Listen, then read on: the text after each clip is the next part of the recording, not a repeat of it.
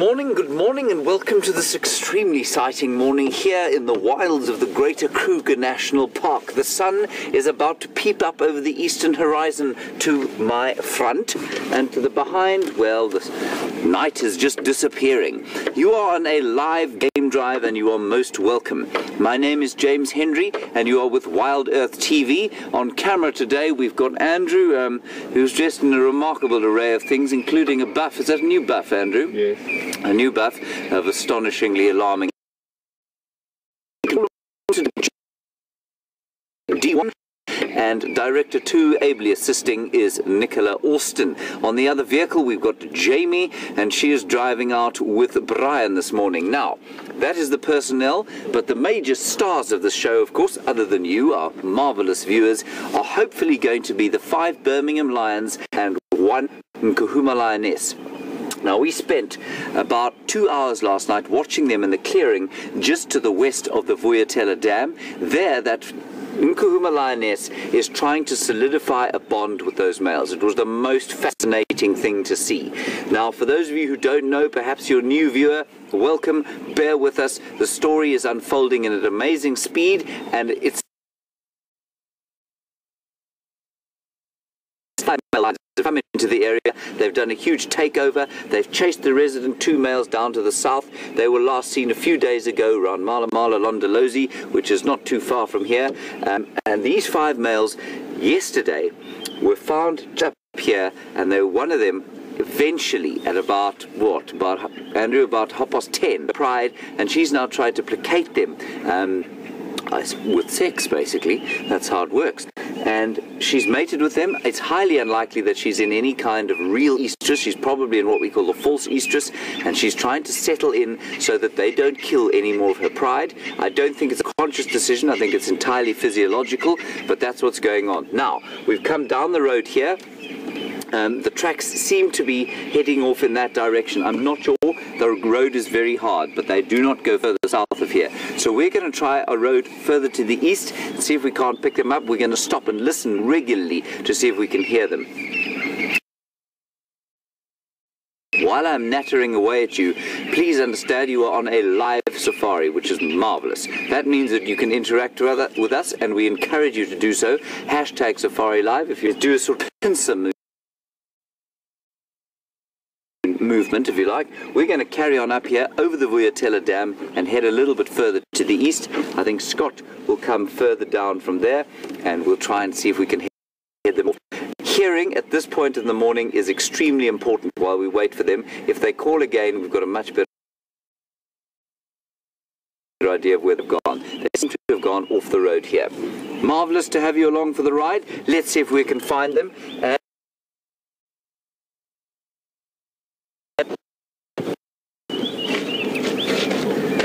This thing in my hand is a handheld radio, because the communications on this recalcitrant old Land Rover that I drive are not marvellous. I'm just going to quickly shout at Scott here. Scott is driving up in the Mahindra, as you can hear.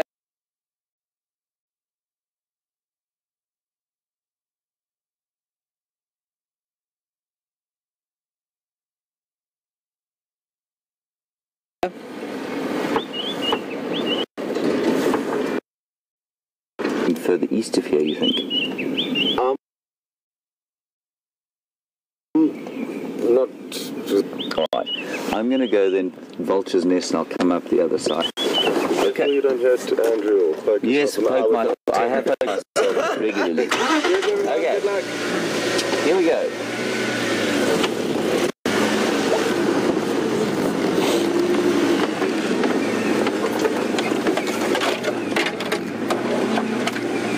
I'm just going to quickly get hold of Jamie.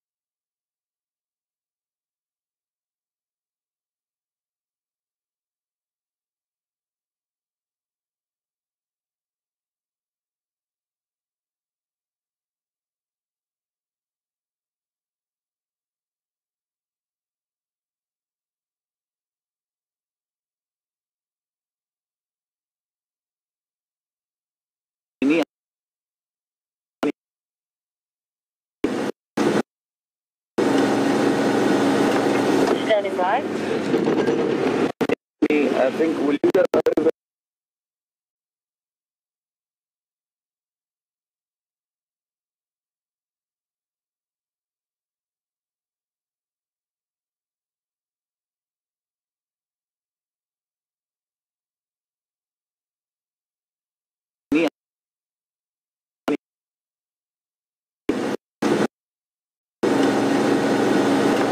Standing by.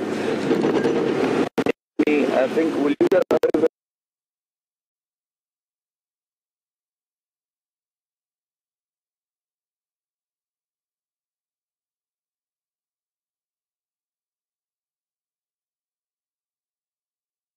Sorry you lost us. We don't know what's going on. Of course, the machinations of outer space are something that is certainly beyond me and possibly beyond the realms of understanding of most mortals. We have been trying to find them in this drainage line here. Scott and I have walked in through here.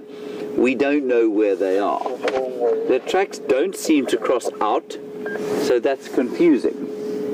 There is a deep and very unpleasant smell in this area, and that is from the dung of a lion. Now, if you have never smelt the dung of a lion, let me assure you that the worst doggy-doo that you have ever smelt has nothing on the vile aroma coming off a fresh lion piece of dung. Now, that would indicate to me that they were around here fairly soon. Well, they must have been. They were calling here earlier this morning. And I keep going silent because I'm hoping desperately that they're going to call again.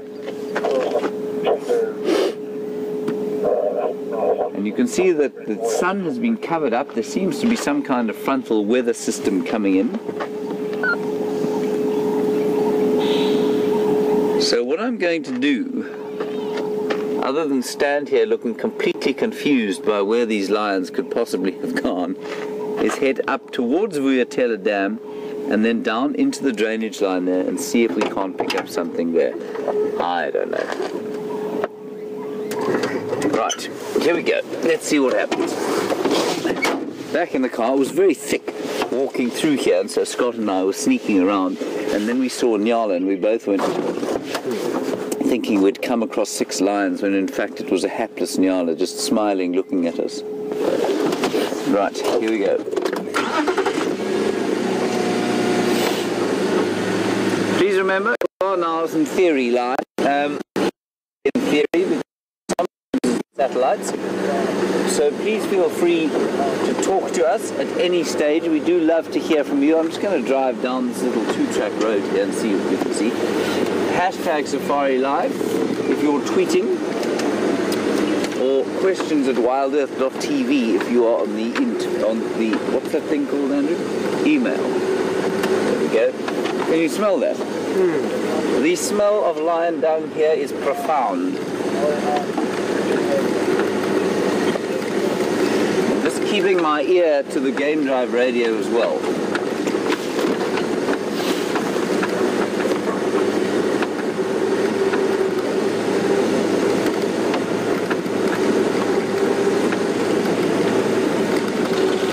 They didn't go a little bit further north from where we think they went, heading back towards Buffels Hook.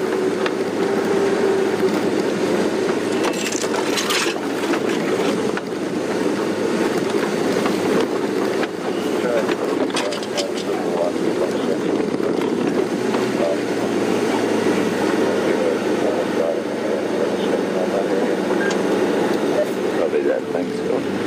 Scott's just making some suggestions on the radio for where we should look. Good ones. I'll just drive straight in here and see if we can't see anything. If they keep dropping little patties of dung on the way, it will certainly help us immeasurably, tracking by smell.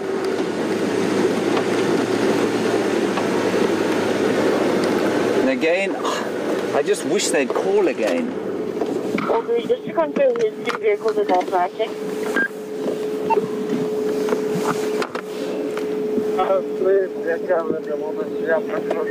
Right, I don't see or hear anything here.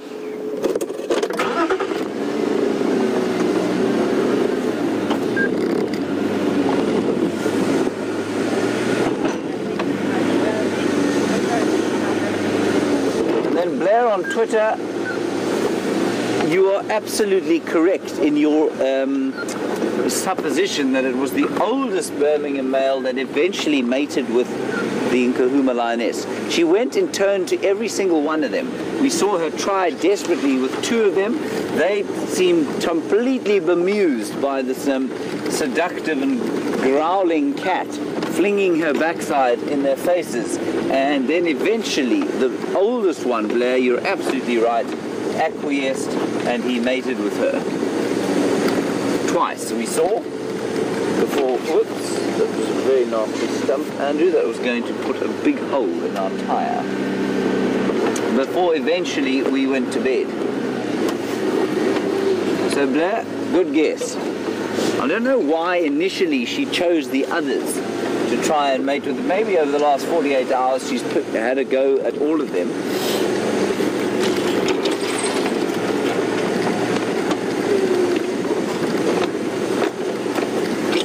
And of course this bush is very thick in here now, so I mean they could be lying close by.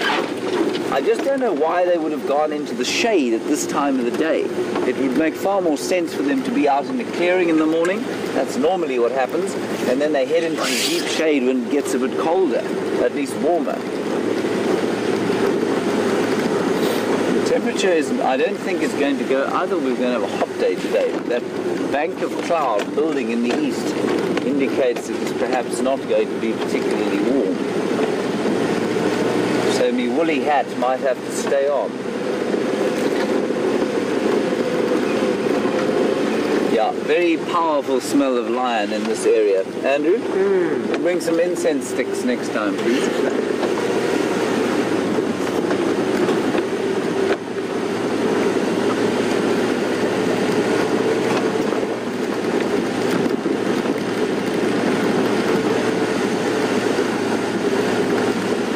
From Anna Marie saying that I need some lion dung nose plugs. Yes, well, I suppose if I was sitting around them, I would need them, but the fact that I'm now desperately trying to find the purveyors of the dung is going to preclude my use of any nose plugs, Anna Marie, but thank you for that.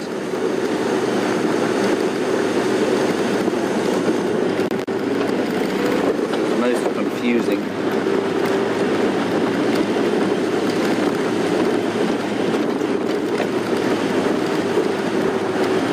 I'm told that the weather is a pretty chilly 13 degrees Celsius or 55 degrees Fahrenheit. I'd say that's probably about accurate. We've had 3 or 4 fronts come through here in the last few weeks, one of which brought us lovely soaking rain, and the others have just brought us quite a lot of cloud and difficult tracking conditions. It was much more difficult to track when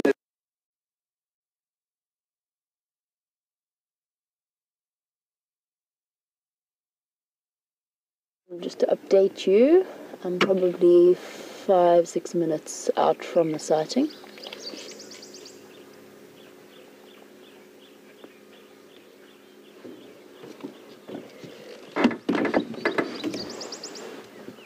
Welcome back, guys, and whilst we still have had no luck with these mysterious lions tucked away somewhere in the guarri bushes in the Mawati, we do have a very special surprise.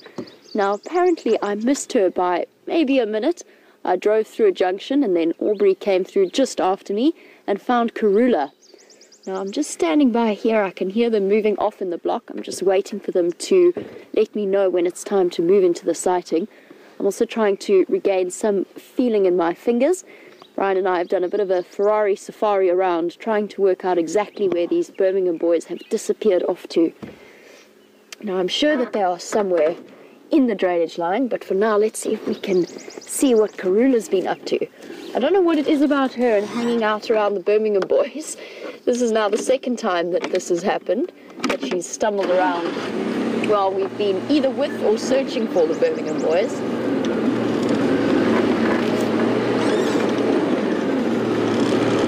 We just hop onto the Game Drive channel and let Aubrey know that I am around here.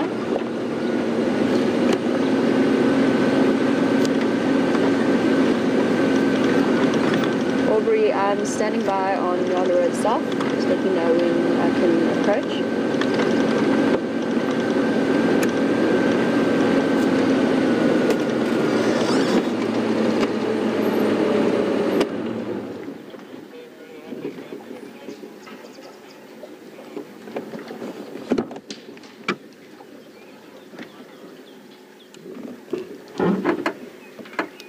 I approached from a junction with Vulture's Nest. I've got your visual, but I'm further south of your position.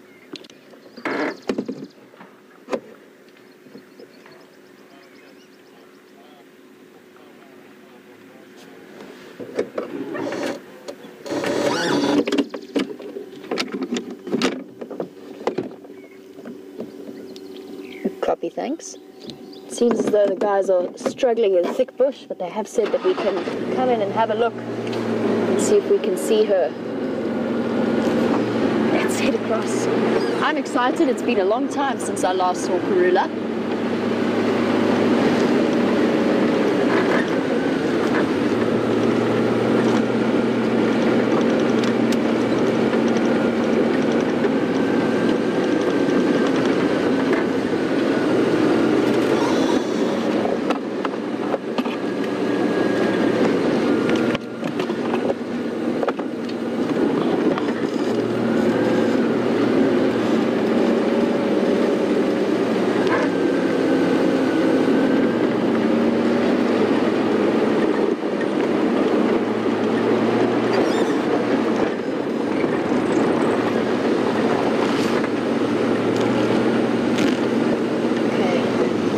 Oh, there she is. Got her. So Sharon, just while we find a nice view of Karula, you were wondering if the darting of Sindile, or Madiba, as he is now known, and possibly something else in the future, whether or not it was successful. And yes, it was. After the first dart misfired, they did get it. There you go. Our first morning view of Karula, and what a treat. 2 days in a row. She's on the move. Let's see if we can stay with her. Get ourselves into this block. It is very, very thick in here. She stopped.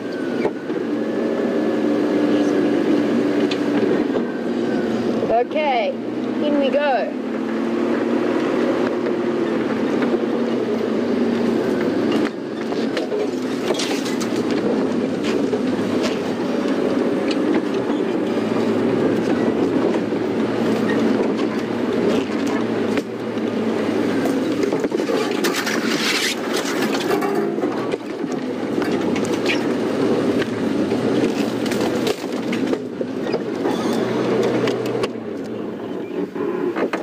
She's so beautiful.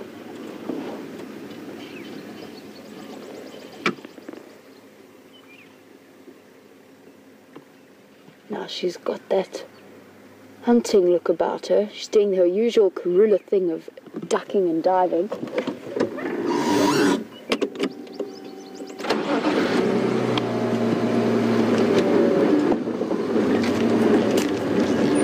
Look at that body posture.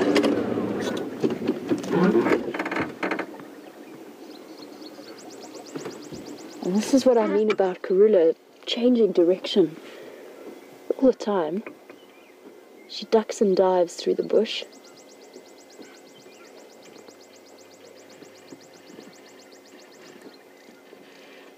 Interesting, that tip of her tail turned up like that. I said I thought she looked like she was hunting, but that's not what she's doing. Typically leopards don't lift up their tails like that until they know that they've been spotted by any prey that they've been trying to hunt. So they don't hunt like that because that white is so obvious.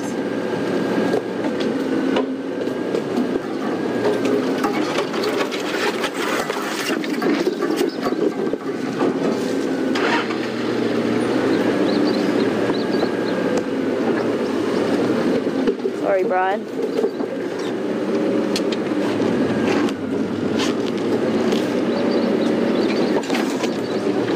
Just going to head into this drainage line.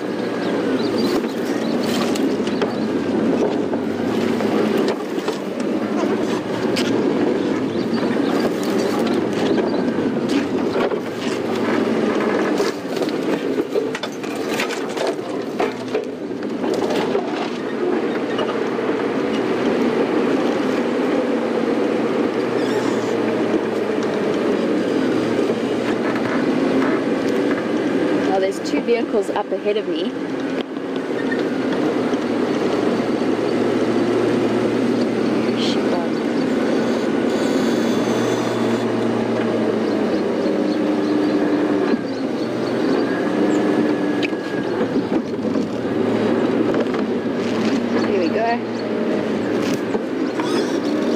Bryan?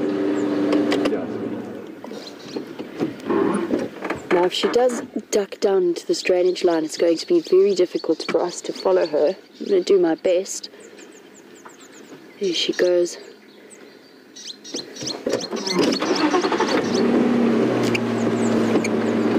Peering down the side there.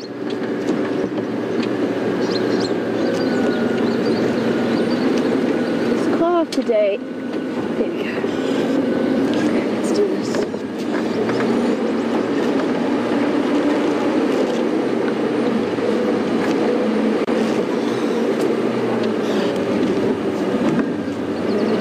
I'm just going to get hold of Tax and see if she's going to go into the drainage line.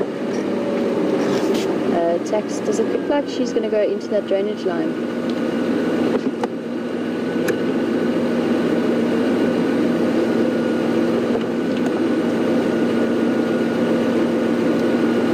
Copy that, thank you. Just checking before I go racing off.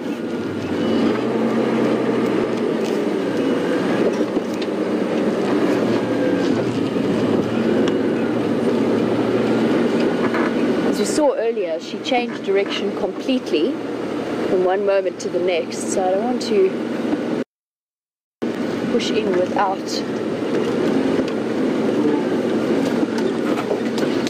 making sure where she's going first.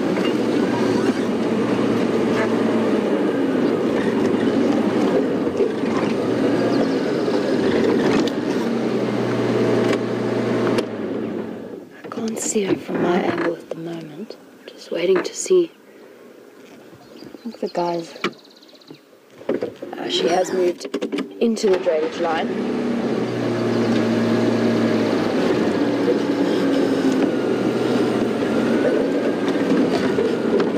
Okay, we're going to give this a go. We might struggle to stay with her.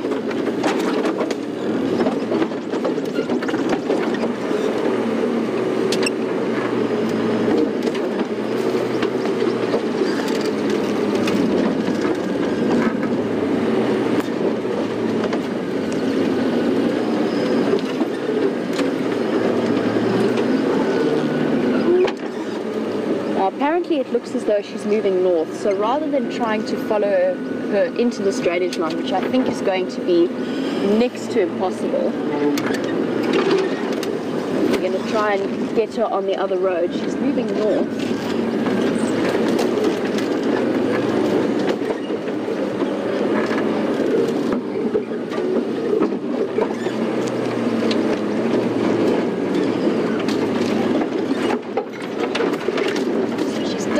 Into this drainage line. It's very, very thick in here. I don't think we're going to be able to follow her around that way, so we have to do a loop.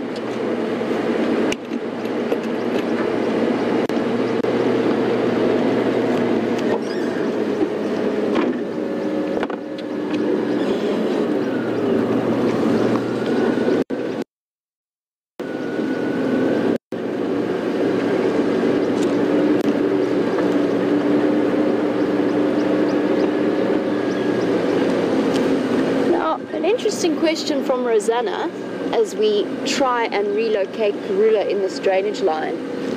Now, Rosanna would like to know how far we would typically follow an animal or how far we would drive in the typical safari. And it very much depends on the day. Sometimes you've got a leopard sleeping in a tree and then you don't travel too far. And it also depends on your guests and what kind of drive they would like to experience. This drainage line is very, very thick. Can be anywhere up to, when I was working at the research facility, would probably be averaged about 35 kilometers, which is very, very far. That was unusually far. But it is usually a bit late trying to stay with Karula and follow her. And from the time that the sighting was called in, she's moved about 2 kilometers, and it could well be more.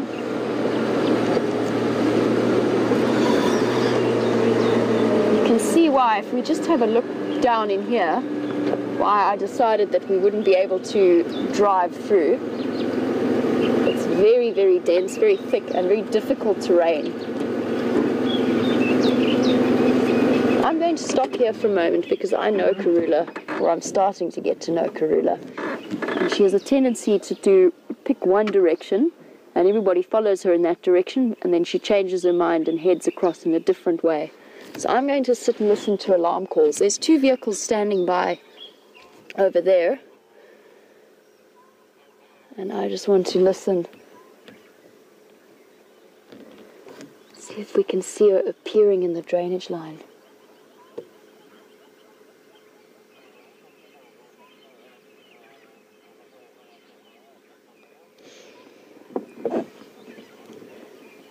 The guys are just calling me on the Game Drive channel. There's 2 up ahead here looking for her, and they say they don't have visual.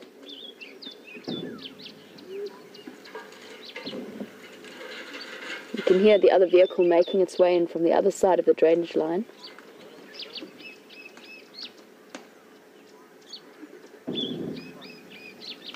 I don't think we're going to have any luck in that direction.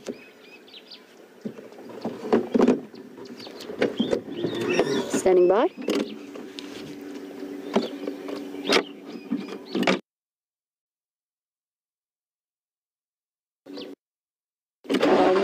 I'm standing by on this side of the drainage line in case she decides to come back in this direction.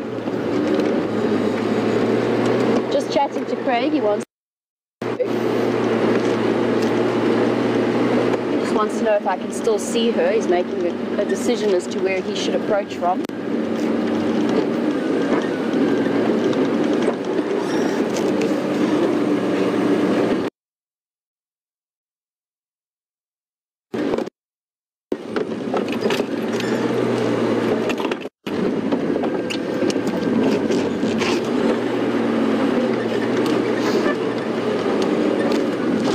Very, very carefully.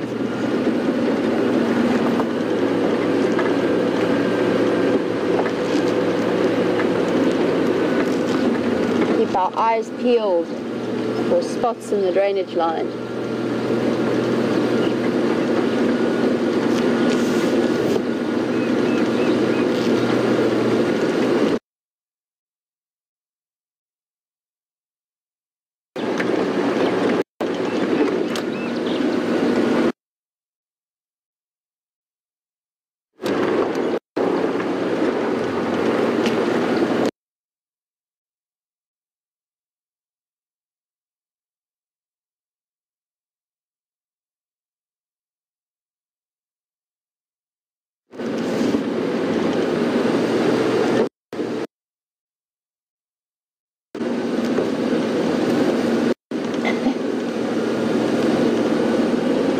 Apologize for the black screen. A bit of signal issues this morning, but John has made the very interesting observation at a very good point that Karula, unlike young Sindile or Madiba, as he's now known, is an expert at ditching people who are trying to see her. Let's shift in here and see if we can see anything. She is incredibly sneaky. Ooh, that's very steep.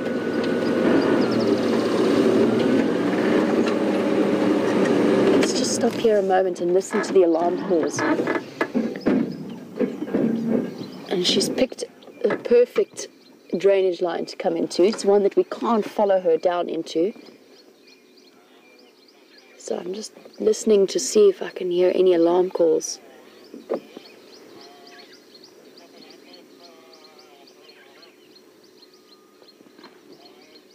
You can hear the vehicles crunching away that side.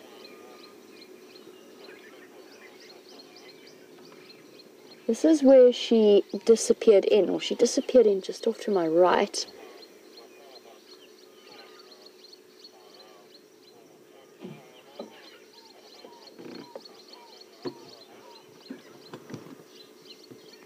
no sign.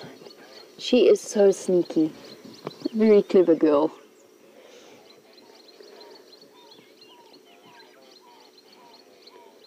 It's right in the middle of a tamboti thicket.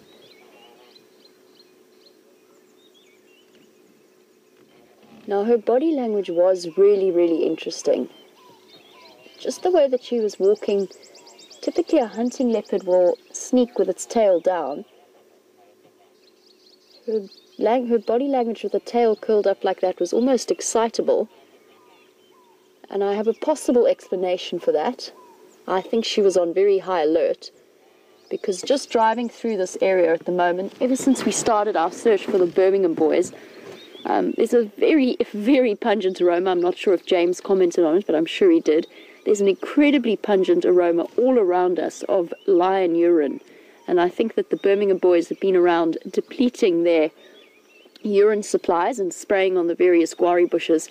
And it is so potent to me even, and I've got a cold, so my sense of smell is pretty shaky as it is. You can imagine how that must affect something like a leopard with that incredibly sensitive sense of smell. She's aware that the lions are somewhere in this area. And I think that there's a possibility they may have been found. I'm just listening to the Game Drive channel. But more on that a bit later.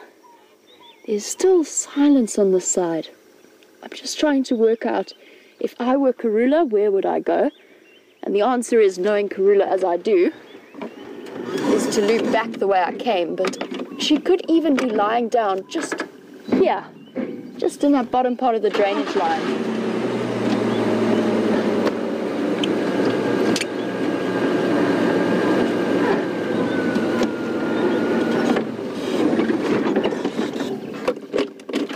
Sure we get out of here safely.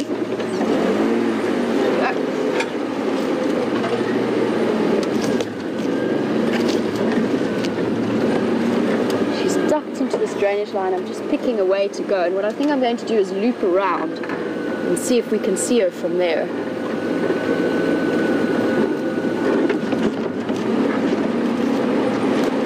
Yes, we did manage to get that flash of spots.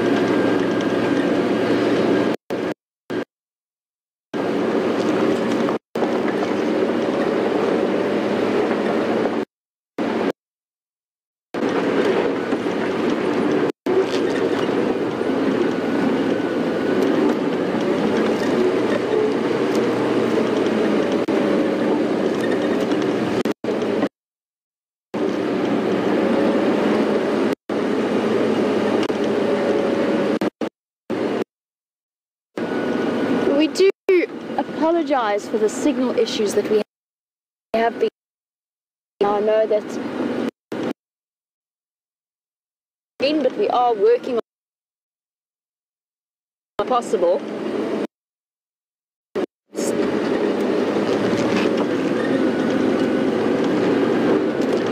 Still struggling around to see where Karula disappeared to. I'm doing a loop around to see if she pops out on this road, or the road a little bit further to the east of me.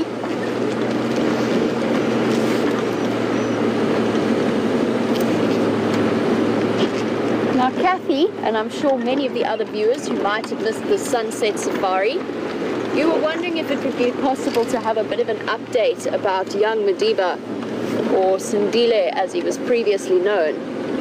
Well, we have really, really good news.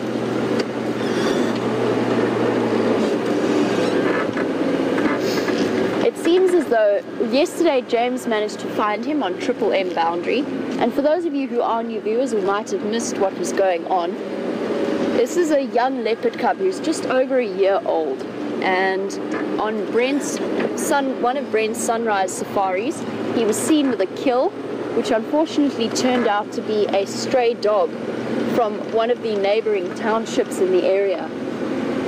And the immediate fear, of course, is that apart from it being incredibly sad to see, it was also a fear that there might have been the risk of a rabies infection. There has been a big rabies outbreak in Hoedspruit and around Hoedspruit, and where stray dogs are concerned, obviously their vaccination schemes aren't necessarily put in place.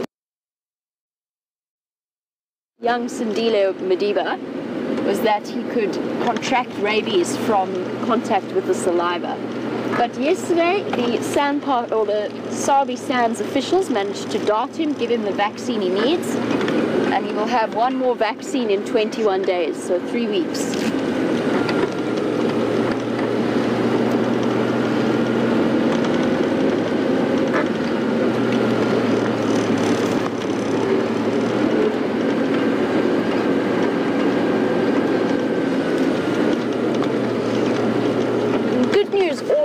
For young Madiba, but he is much easier to find apparently than Karula. Luckily though, it seems as though the lions have been found completely in the opposite direction to where we thought they were. So let's head across to James and I will try and relocate Karula and get back to you a little bit later. Thank you. Good, thank you. Thank you very much. Hello everybody, great news, great news. We seem to have had some luck with the lions. We didn't, of course. The lions are just up ahead on the road. That is excellent, excellent news. Plugging myself into the final control. And let's go and have a look at what developed during the night while we were fast asleep. Catching up on our beauty sleep. Well, I mean, Andrew had a beauty sleep. I still look the same. Just up ahead. All 5 males and then the female somewhere around. So they must have popped out onto this road. Jamie drove this road and Jamie doesn't miss tracks. So I think she probably came along this road and they popped out just after she came past. Okay, we're really close now. Here we are.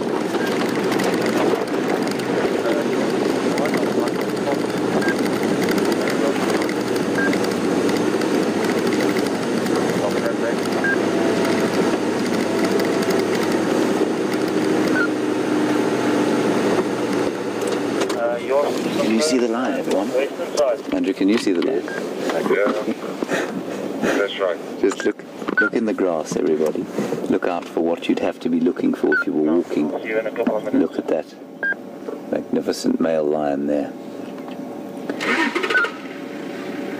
Can you see that? Isn't that wonderful? We will get closer. I just wanted you to have a look and see what I saw. Isn't that wonderful?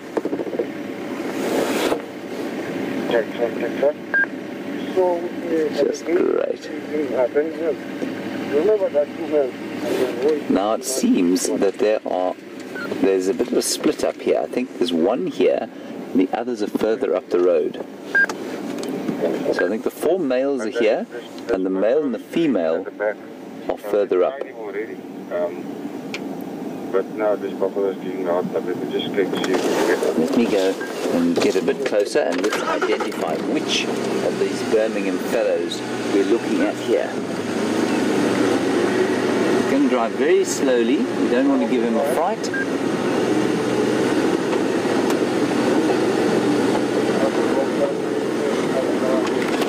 Oh, sorry about that, Andrew.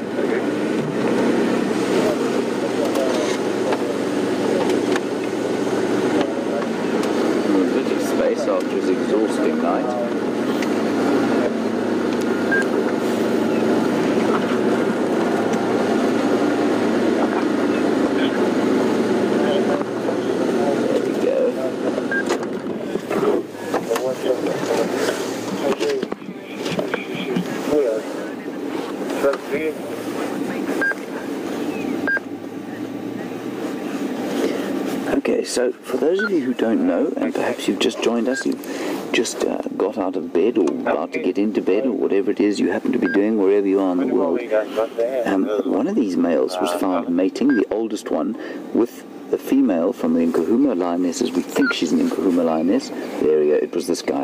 This is the oldest one, it was him that was mating with her. Now we think that he acquiesced to mating with her because he's a bit older and perhaps a little bit more clued up, but certainly not very. Now Lynn, in Michigan, you want to know if the others didn't mate with her, because she certainly tried with at least 2 of them while we were watching. You want to know if they didn't mate with her because there's a pecking order. Lynn, there isn't normally a pecking order within a coalition, but that said, this chap is older, he is bigger than the others, but I don't think they would have deferred. I think they would have mated with her if they'd known what to do. That would be the most common thing. Look at him, he's a magnificent fellow, isn't he? Oh, that's great. Wow. Isn't he beautiful? You can see his mane is still light. It's still very blonde. He doesn't have that blackness in it like that dominant, well, previously dominant Matimba male hairy belly had. He had a very black mane, indicating a high level of testosterone and dominance. Now this fellow, of course, is a little bit younger, and that's why he won't have a black mane yet. I'm sure it will go black at some stage.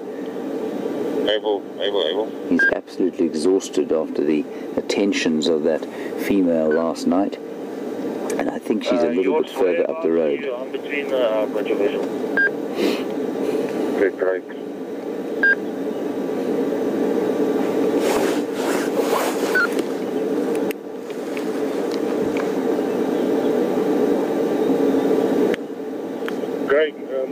I think the Ngala already made another bumper.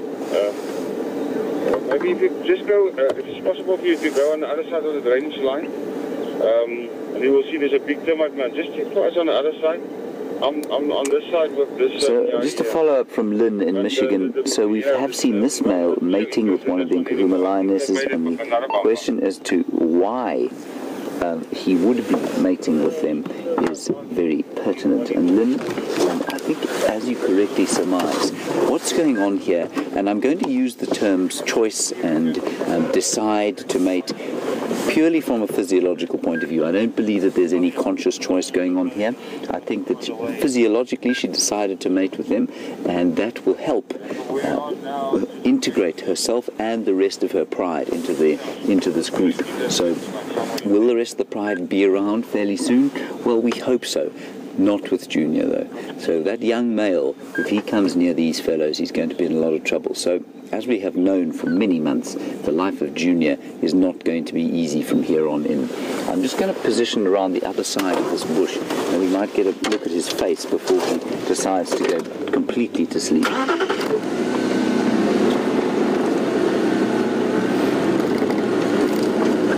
Oh, no, too late.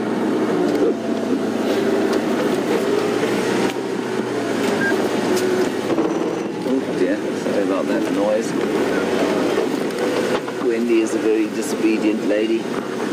Andrew, wash out your head there.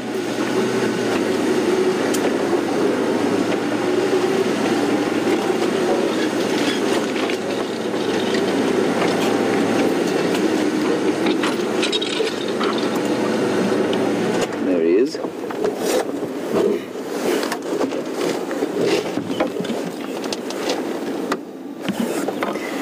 You've just had a wonderful sighting with Jamie of Karula, the Queen of Djuma. I yet again managed to miss her. I've only seen her once. I feel this is a great gap in my bush education. And Carol in New York, you want to know if lions and leopards ever fight with each other.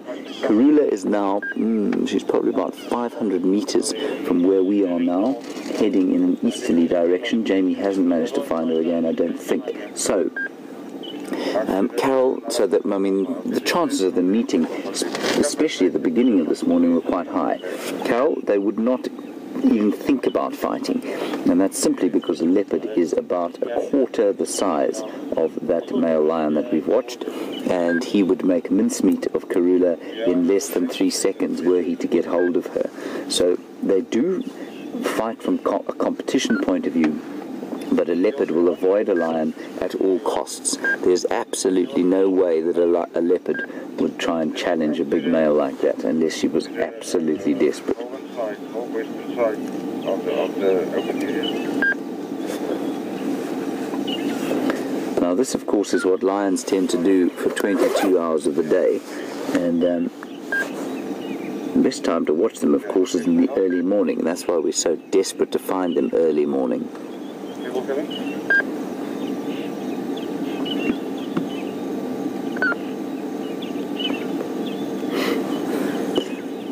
So we were talking about the mane of this male lion, and there are lots of different manes, and we'll go a little bit further up the road in a few minutes and just see if we can't get a view of the other four. And Sharon in Pittsburgh, you want to know a little bit about the manes and how big do they get. Sharon, what I would do if I were you, and the answer is it's entirely variable. So you can get very scraggly little manes, you can get sort of Mohican type manes, and they vary in colour also, from this kind of blondie colour all the way down to jet black. And so it is very interesting as to where the manes go. But Sharon, the biggest mane that you ever got was on something called a Barbary lion, and I don't have a picture. So have a quick Google at Barbary lion, and that's a sort of unusually large kind of a mane that we don't find here. But one of the biggest manes that we do get is on one of those Matimba males called Hairy Belly, and as you correctly say, his mane is very full around his head. It does lie to the side, it gets so long, so it doesn't stand up like this chap's does. And then it does go all the way down the chest and under the arms, under the front legs. So quite interestingly, great variation in manes, and certainly those two Matimba males had very different manes. One had one bit like that, but fuller than this fellow's, and the other one much darker, much blacker, much more prone to lying on its side, salon quality. And there's another lion in the area called Styx male, and he's got hair that sort of falls in the side parting, which is quite amusing. And their manes don't stop growing, so the older they get, the longer their manes will get. Right, let's just sneak a little bit up the road and see if we can't get another look at one of the others.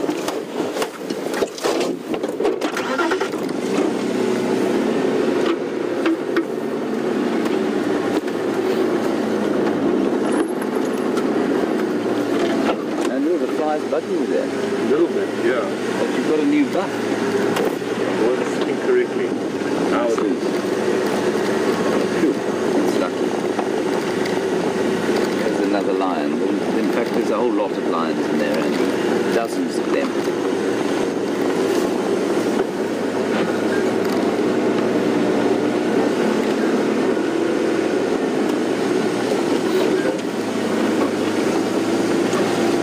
On Twitter, you want to see the mating pair. I don't know that they are actually mating. That was the one that she was mating with last night. That's not to say she won't be mating with another one now. Here seem to be the rest of the males. There's certainly 3 more of them. I'll get an update from Taxon now as to what he's got just further up the road.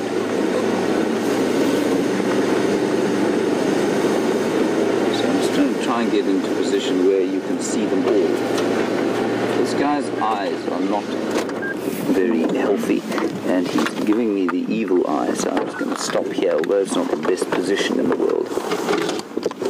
Very full bellied, you can see. They've been eating on that buffalo for some time up in Buffelshoek. Now you can see there his nose, Andrew, if you can get in on his nose. It's quite pink still. Now that nose, by the time he's 6, should be completely black. And you can see it's still got quite a lot of pink in it. When he's 6, he will be at roughly full weight, 6 to 7. And so I'd say he's probably about 4.5 years old. So he's not quite at full mass yet, but he is a decent sized male. I'm just going to quickly get an update from Tax. He's just up the road there.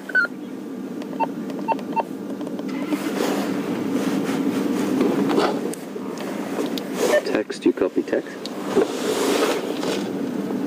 Wonderful, look at him there.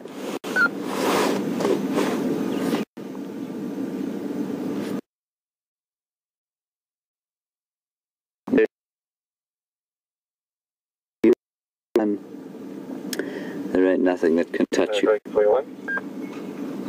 You are the biggest and most dominant. You have nothing to fear, except other male lions, of course. Directly north in the drainage. You can.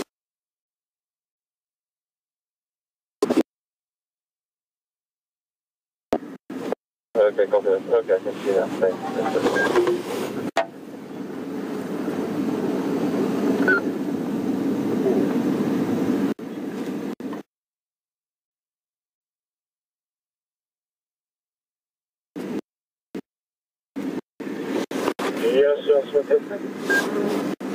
Oh, lots and lots of flies.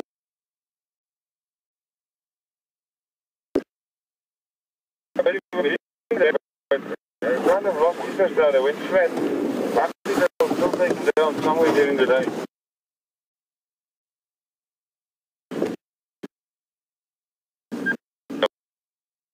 There's a question here about, I'm just trying to hear 100 different radios at the same time. There seem to be two males of Buffalo's Hook, probably the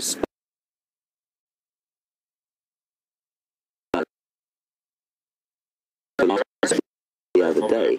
I came in, they were here on Sunday, and they came in and they've obviously killed a buffalo up there. So the buffalo had taken a bit of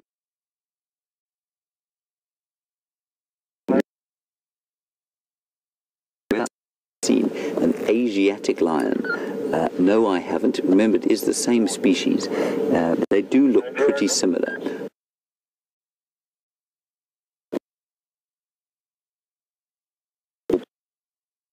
Asiatic lions. I'm just being hailed on the radio.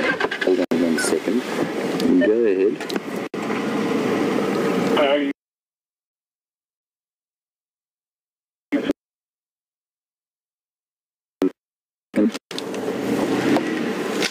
Yeah, you can. I don't know where's Andrew.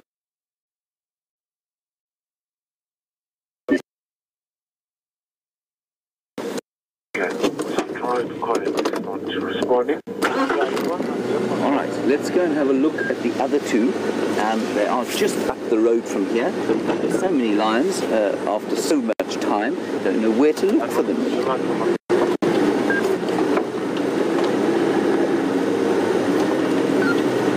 So excited to have some time with these chaps. We haven't seen them at all since their marauding began. We've watched them maybe 3 or 4 times.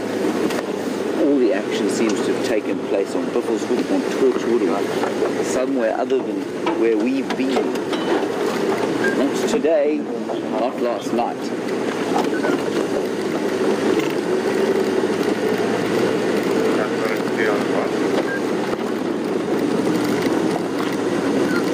Beautiful carpet of male lions. Now we'll go and see if these two are mating. That will be fascinating, because if she's mating with one of the smaller males, it just goes to show you about that pecking order that doesn't seem to exist in these coalitions. But for size seems to be the only determinant of dominance in lions. And size, of course, is born of testosterone.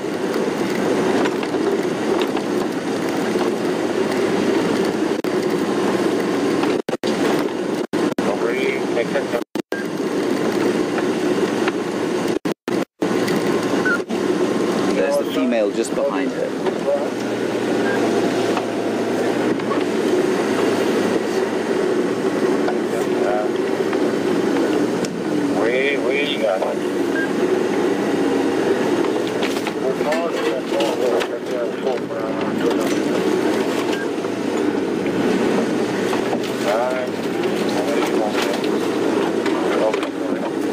You can see them go.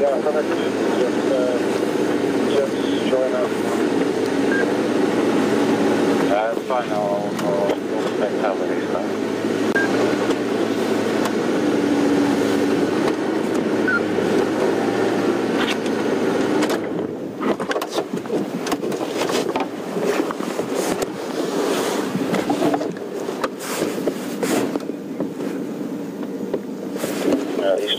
Whether there's any kind of mating going on here, I couldn't tell. I'm just going to turn the radio down so that the voice doesn't ruin what is a magnificent atmosphere around here.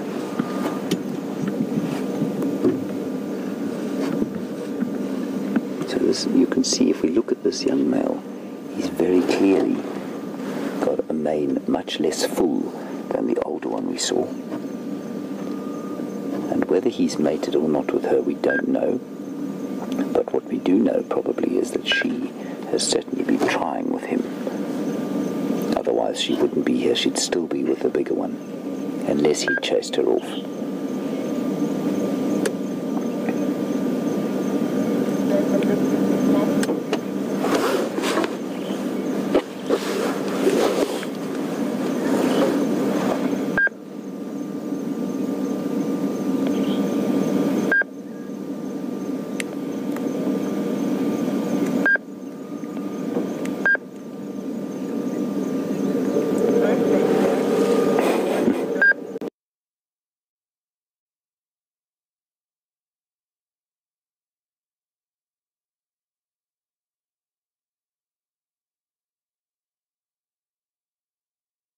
Happy birthday, John.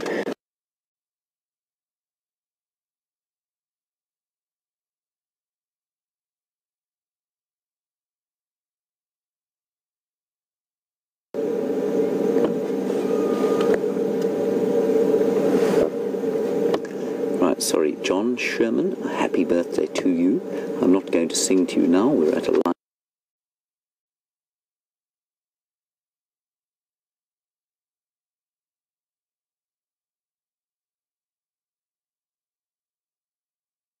Hours a day, John, which is what lions do.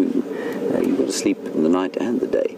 So they do quite a lot of sleeping, mainly during the heat, though. They do not like the heat. The heat is now starting to build, and I don't think these lions are going to do a tremendous amount between now and the coolth of the evening after dark. So, John, they will probably sleep mostly during the day. There are some areas where they hunt during the day. A place called Dua Plains in Botswana, in the Okavango, in the northern Okavango, I think. The lions there hunt during the day. Because the buffalo are around during the day, they know where the buffalo are, and the buffalo, because of the water and the channels, can't go anywhere.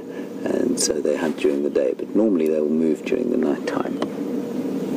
They're ostensibly nocturnal. But they will sleep a lot at night too. You know, they have to sleep for 20 hours a day, so.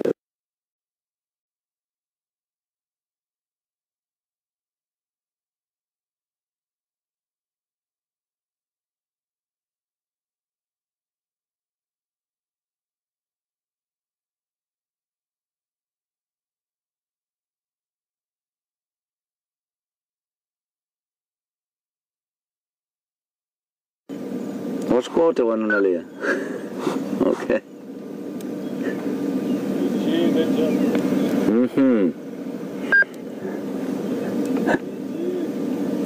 Money?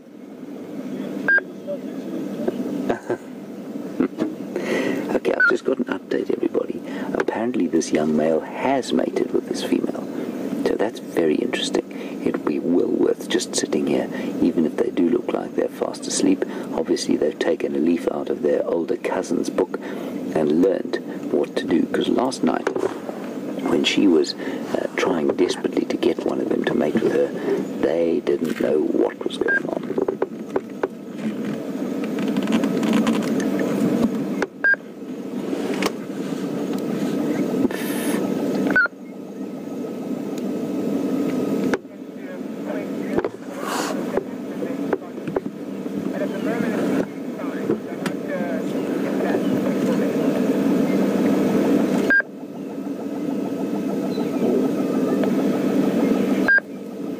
Here we go, this is interesting. Let's see if she gets up. She will initiate any kind of mating at this stage.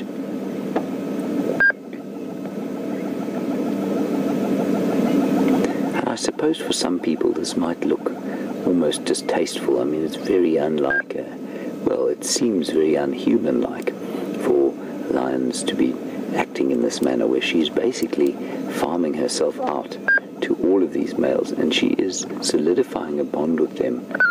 She's using her seductive wiles as a lioness, and that is it's an interesting thing that seems to happen throughout many mammal species, and I think it's just fascinating to watch how over the last 48 hours they have eventually started to tolerate her, and they're no longer trying to chase her away, and she looks a lot more relaxed. Now, of course, 48 hours ago we didn't see them, but we saw a video of them. I think there's an elephant. There's an elephant just up in front of us. Do you hear it, Andrew? Yeah. There's an elephant breaking a tree there.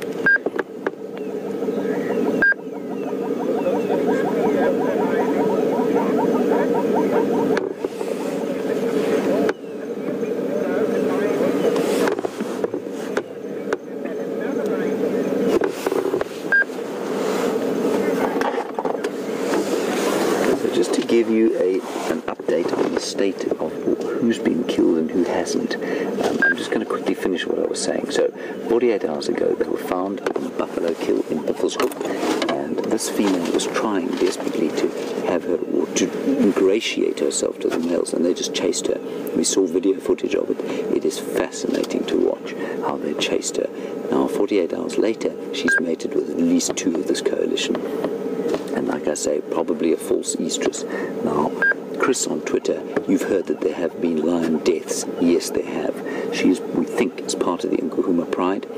And these males have killed 3 of her pride. 1 in February, 1 in July, and 1 about 3 weeks ago. So 3 of her pride have been killed by the very males who she's now trying to placate by mating with them. Mating with all of them to try and make sure that bond is solidified and the continual murder of her kin doesn't continue. We don't really have a reason for what the evolutionary reason for why they would kill lionesses is, but we're coming up with various theories, and certainly the Twitterati and the Twitter sphere that you all constitute have come up with some very interesting and very plausible theories for why this might be the case. So to reiterate, Chris, she's lost 3 members of her pride. 2, the very males she's now mating with.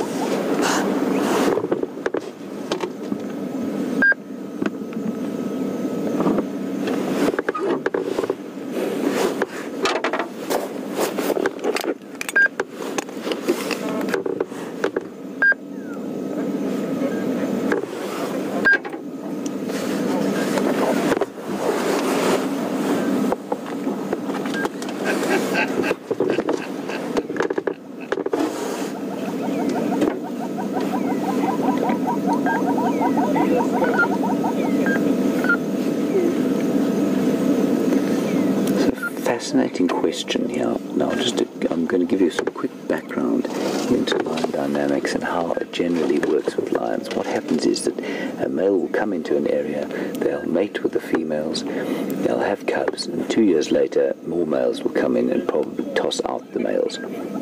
That's the general, very basic idea of what happens. Now, Doug in Connecticut, you want to know what happens. Are these males uncommonly young? Doug, they would be if they were taking over this territory as a coalition of 2 or 1. But because they are in a group of 5, it's not uncommon for them to start being territorial now.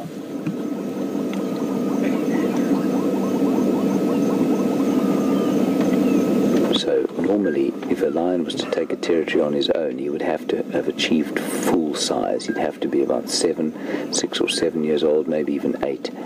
And after that, he'd maintain the territory maybe for 2 years if he was lucky. The general idea is to try and for 2 years, because by then he will have raised some cubs successfully.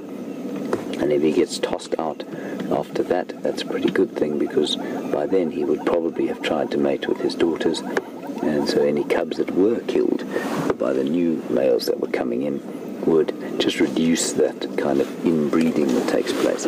Now, what I want to do is get a good look at this female with my powerful binoculars and see if it isn't the amber-eyed female. Here she goes. It's not the amber-eyed or orange-eyed female. Let's see what happens here. She's quite a young lioness, you know.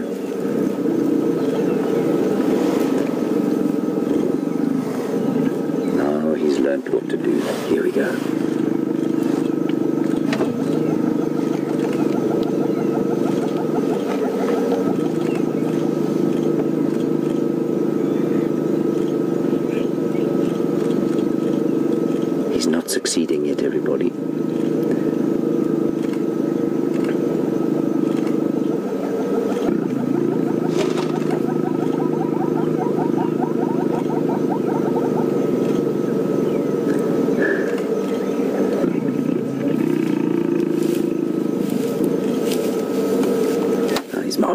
tree. He did not succeed there. I will explain that to you now. Look, she's still going to be a little bit dissatisfied with his performance.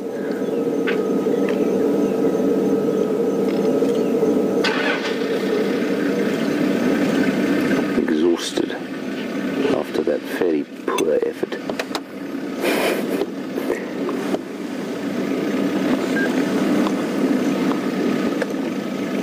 Anga scored Ilish. Ja, zo scoren.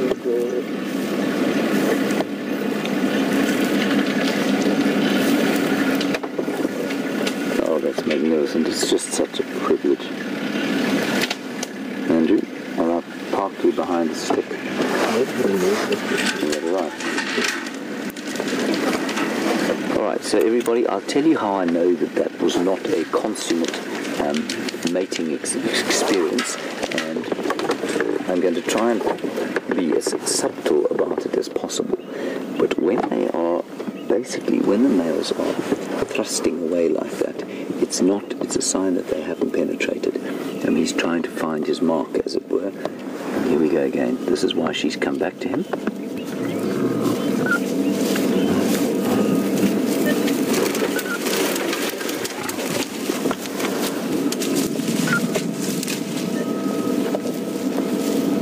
Can you still get them, Andrew? Sorry about this, everybody. I'm not going to move the car.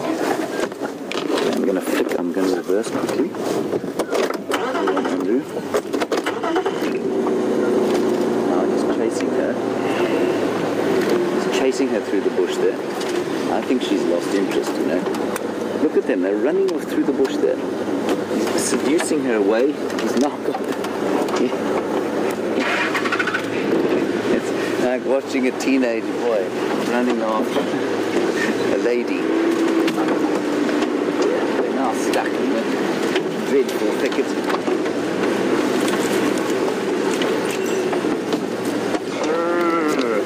So they run off into the bush there. I don't know why they're running. It's all so difficult to understand right now. But there didn't seem to be any of the aggression that there was. Oh gosh. 2 days ago there was a huge amount of aggression between them, but there doesn't seem to be that now. That's Toma.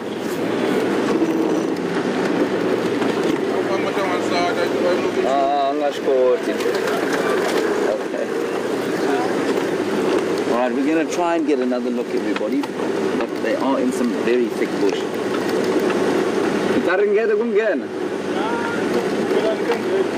Okay. Okay.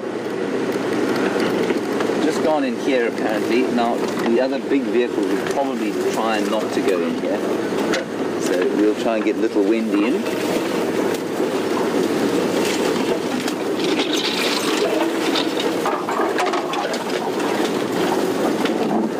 There they are. There they are. Do you see them, Andrew? Yes. So I'll get on with my rather delicate topic as soon as we stop.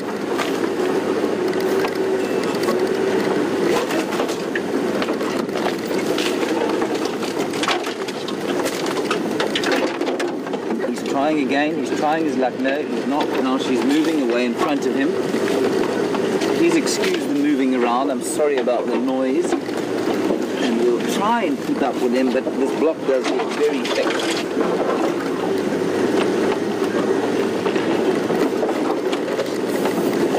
That's your head, Andrew. There they are in front of us, everyone.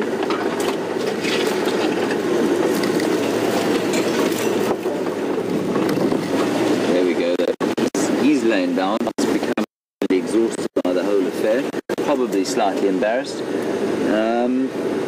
Andrew, I'm going to try and go around that side so that we can get a view of the female. So here she comes. There we go, straight.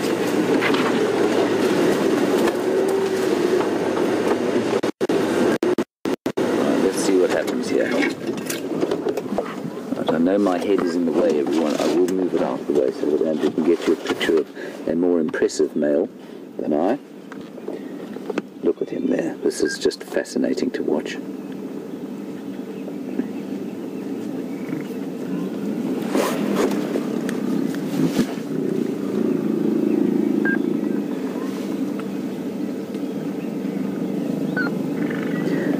just to reiterate, I was looking earlier. I tried to see the eyes of this female, and Georgiana in Illinois, you want to know if this is the amber-eyed female. It is not. It is a younger female than that. I don't know which one it is. I don't think we've given her a name yet, but it's not the amber-eyed or orange-eyed female.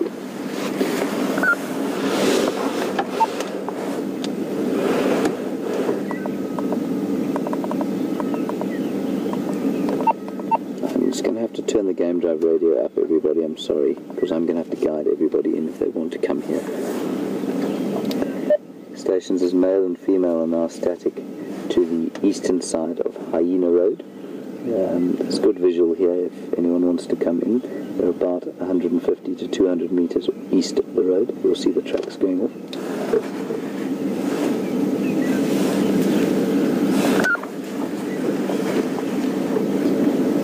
Just to get on with my delicate topic there, when the male manages to penetrate, his movement changes entirely. You can see that the female's body language changes, obviously. And the clincher, of course, to know whether there has been some sort of consummation is that when he withdraws, because his penis is barbed, look at that absolutely stunning picture. Gosh, I wish I had a good camera. Beautiful, Andrew. This is wonderful. And you can see there that the eyes are not amber. So after a consummated mating, as soon as he withdraws, it's painful for her, and she will react normally in a fairly violent fashion. And the older male tried 3 times last night before he seemed to get it right. And then there was a violent reaction from her, so we knew that he had managed to succeed. Stations look as male has gone north. Probably crossing the drainage line towards east-west cut line. I have lost visual. I'm going to be making my way back around. This is just spectacular. I'm so happy this is happening on Juma now.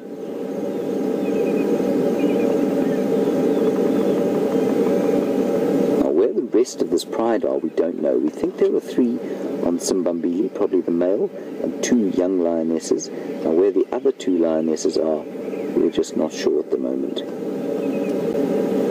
They will be keeping a very low profile.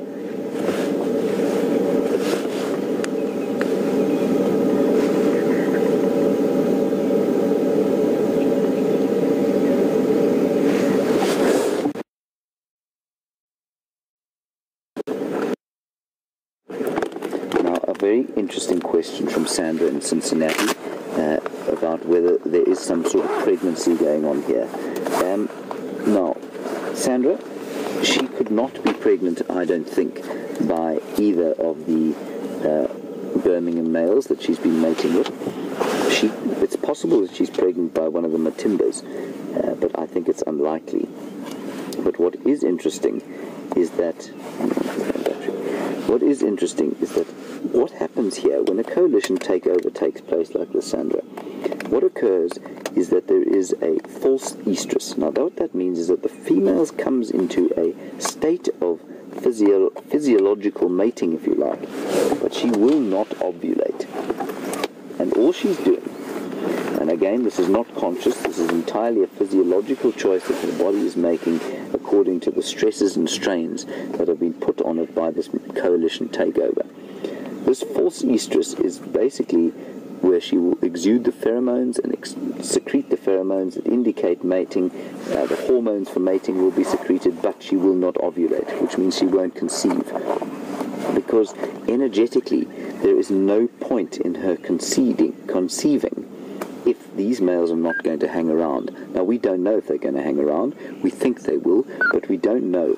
And so the likelihood is that she will be in this kind of state of false estrus on and off until they have been solidly in the area for up to 6 months. Then she will ovulate and mate and fall pregnant.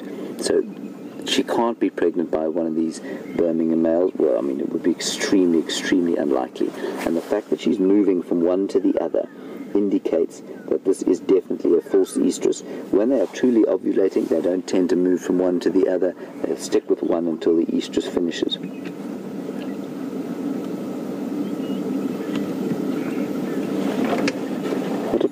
have these chaps all to ourselves. Hey, Andrew?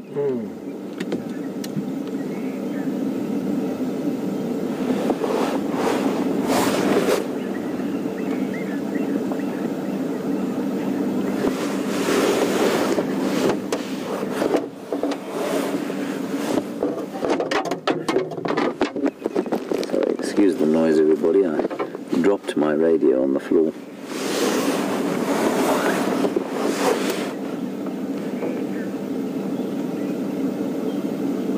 That is just the most wonderful picture.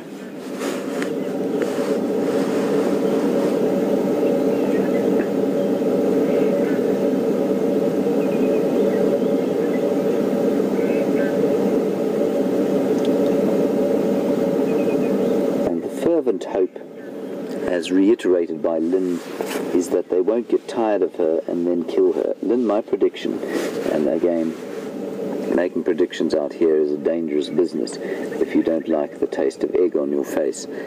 My prediction here, Lynn, is that they will not try and kill her. I think she's managed to breach the social gap that there was, and I think that this is precisely what she's doing. She is securing her the future for her, and I'm just getting an update. There is an elephant around here. So she's just making sure that the bonds she has now formed with these males solidify any kind of possible recriminations for her and possibly the rest of the pride. It will be very interesting to see what happens as and when she meets the rest of the pride. Now she's just trying to get as close to him as possible.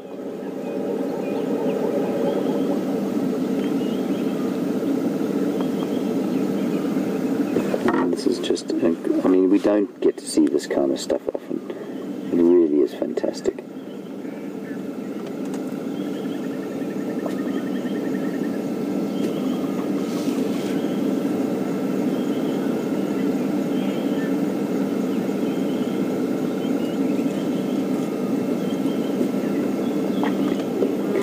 So, an interesting question from Lisa.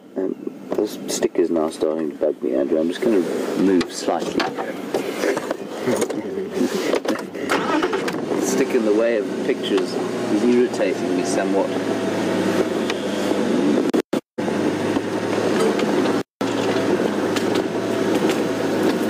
How's that? There we go. Is that any good to you? Okay, so Lisa, now son, I'm going to take my jacket off while I answer your question.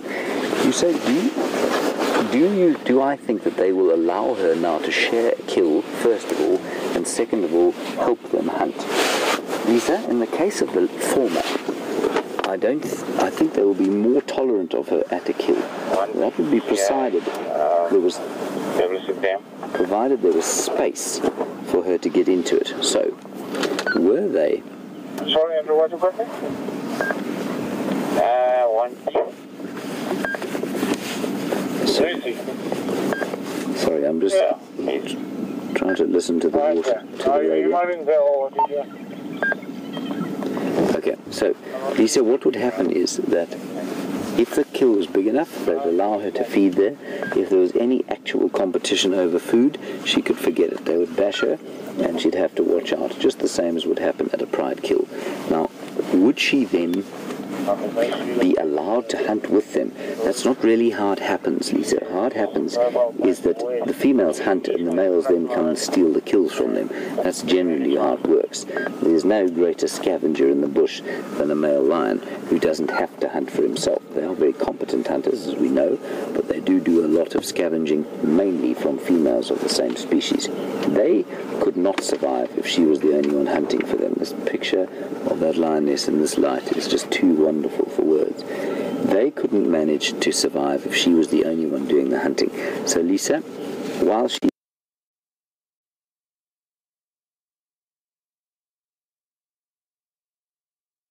they're going to hunt for themselves, to catch buffalo and that sort of five of them is not going to be an easy thing. Look at her trying desperately just to derive some affection from him.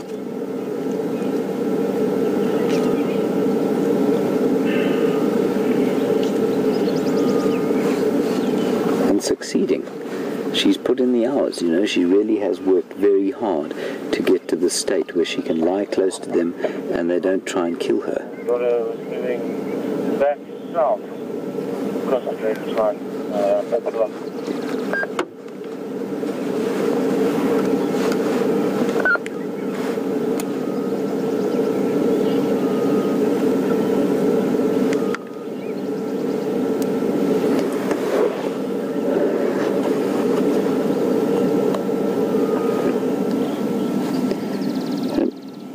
Marilyn in California, you say, is it not true that mating male lions show affection to each other? Marilyn, they don't always, you know. They will quite frequently not show any kind of affection until the actual mating takes place. So normally when they meet up, lions can be quite affectionate. But this kind of lying close like this when they're mating,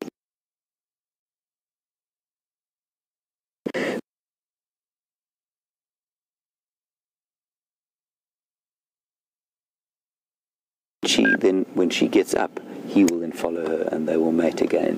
This kind of cuddling, if you like, is unusual during what are you laughing at? The spoon, exactly, spooning. The spooning is unusual if it was a proper mating affair. So this is far more sort of indicative of normal pride lion.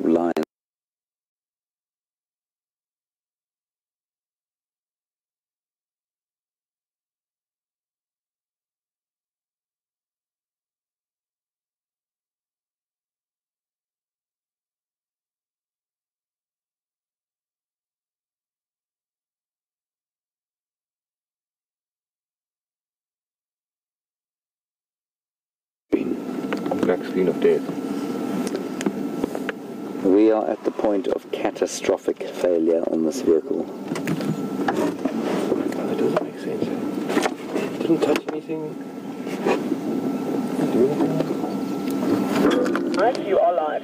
We live now? Hello everybody, welcome back. Andrew is just trying to find you the elephant over there. Sorry you lost us, we don't know why. There is an elephant walking through the bush there. I'm not going to move the car. And as I was saying just before we went black screen, these lions do not like elephants, or elephants don't like lions. And so were the elephant bull to come across here, they would probably scarper with some speed. I can just hear one in there somewhere, chewing away at the Cambritan bushes. I think we'll stay right here with these lions for now, because first of all they're doing something which is marvelous, and secondly, what a story is being told here, what a story is unfolding in front of our very eyes. And no doubt it has unfolded for thousands of years before we ever came into this area, but it's such a privilege to see it.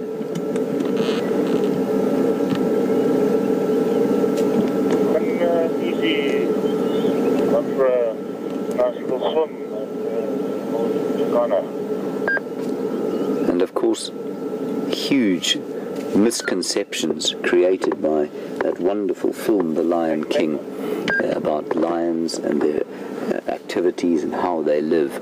And here we're just seeing how it really is. Take that.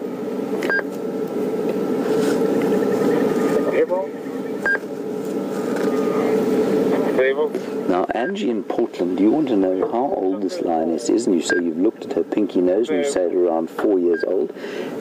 Angie, I would agree with you. I would say around 4, maybe just younger than 4. But some of our viewers have been watching this pride for many, many years. And perhaps they can give us an indication of what the ages of the lions are.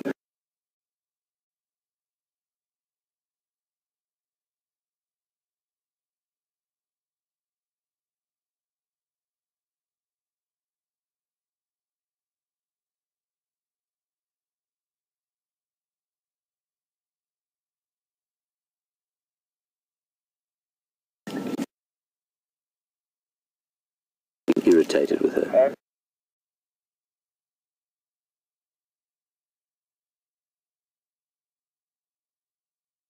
I'm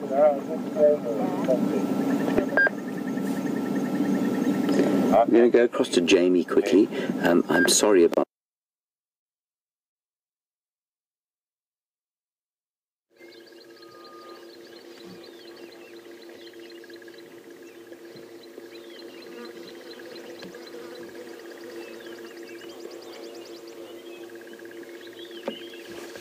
We do apologise for the odd moments of black screen that we've been having this morning. Now, this is not quite the spotted creature that I was looking for, but it is a nice surprise nonetheless. We've got a nice big male giraffe munching on some guari bushes. And I'm afraid to say that Karula has quite spectacularly given us the slip. We tried. I did walk all through the drainage line. I walked around the block. I frantically followed the alarm calls of grey go-away birds only to encounter a pair of African hawk eagles. And I'm not sure where she's disappeared to. I'm now driving around. It's a shot in the dark. Going to head across to Buffelshoek Dam. But this pretty giraffe male is going to keep us entertained in the meantime.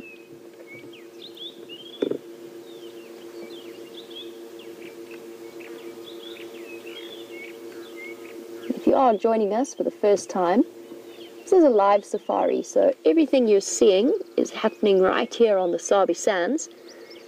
And the reason that I know that this is a male giraffe, if he would just lift his head, there we go, poking up at the top of his horns, or ossicones as they're actually known, you can see that those bald patches. And that's what he uses for fighting off other males, to compete for the attentions of the female. As far as I can tell, he's all on his own, which is not that uncommon, especially for the big male giraffe.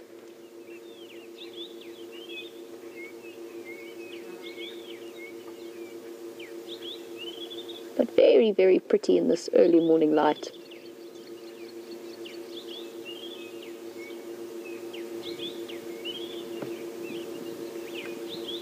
And at the moment, his feeding height is fairly low. He's actually got his neck bent right forward to get to those guari bushes. One of the few animals around here that I've seen nibbling on them.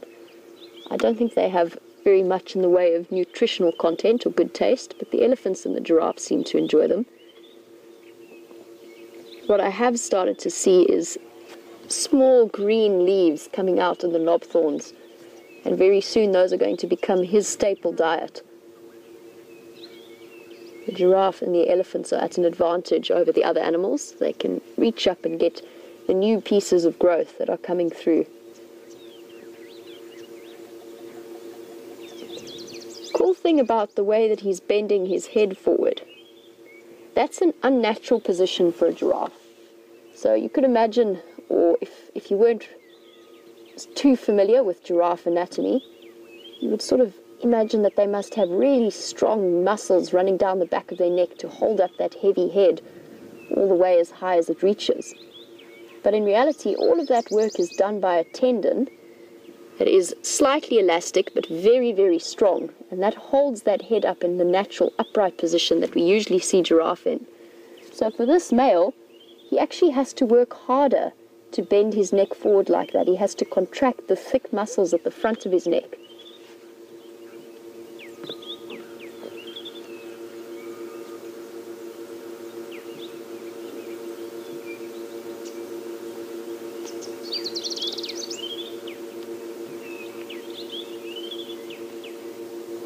And the birds are out in full force.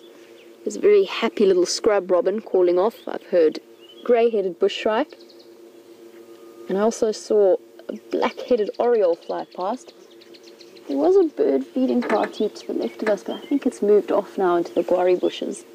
We'll wait and see if they pop out as well. He's completely ducked down. Hello.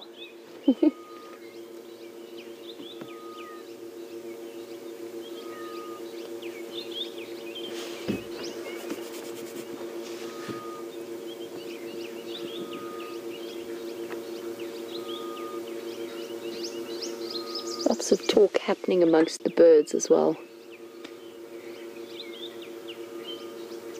Still none of those alarm calls I was hoping that might alert me to the presence of Karula.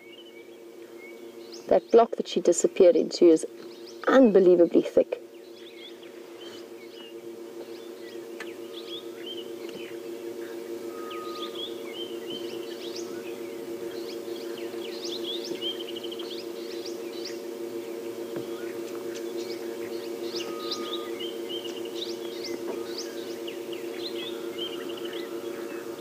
Our giraffe has disappeared behind the guarri bushes. Every now and again his head pops up, but obviously that particular guarri bush is worth the effort, bending down. But I do want to continue on my search for Karula.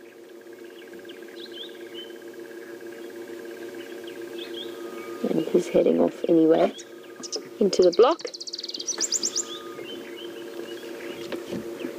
Let's head across to Buffelshoek Dam.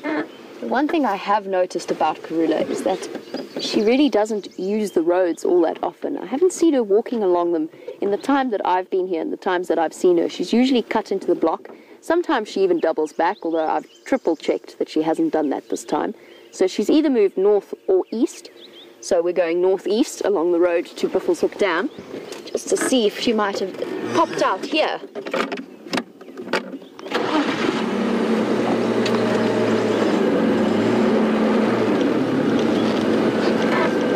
To an exciting time with Karula.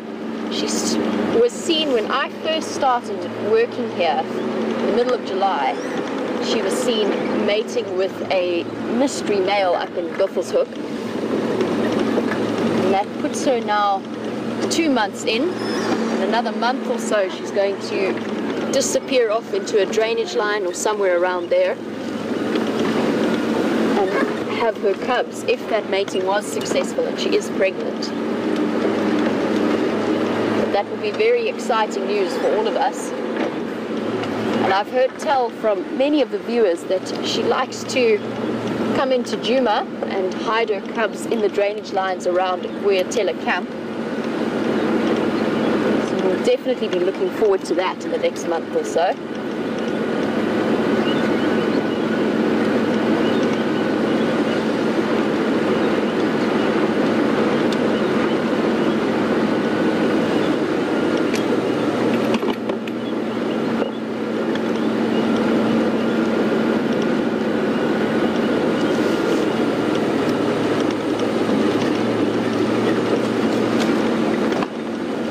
As I make my way across to Buffelshoek Dam and make sure that I check very, very carefully for Karula's tracks crossing, we've got exciting stuff happening in the world of lions with James, so we'll catch up with you a little bit later.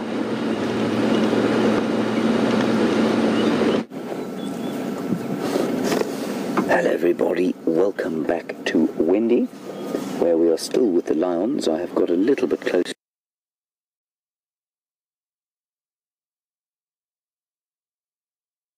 Approaching. Andrew has seen it, I have not, but we can hear it stomping away, breaking branches, feeding its way gently towards the drainage line. Somewhere, let me point with my pointer over there.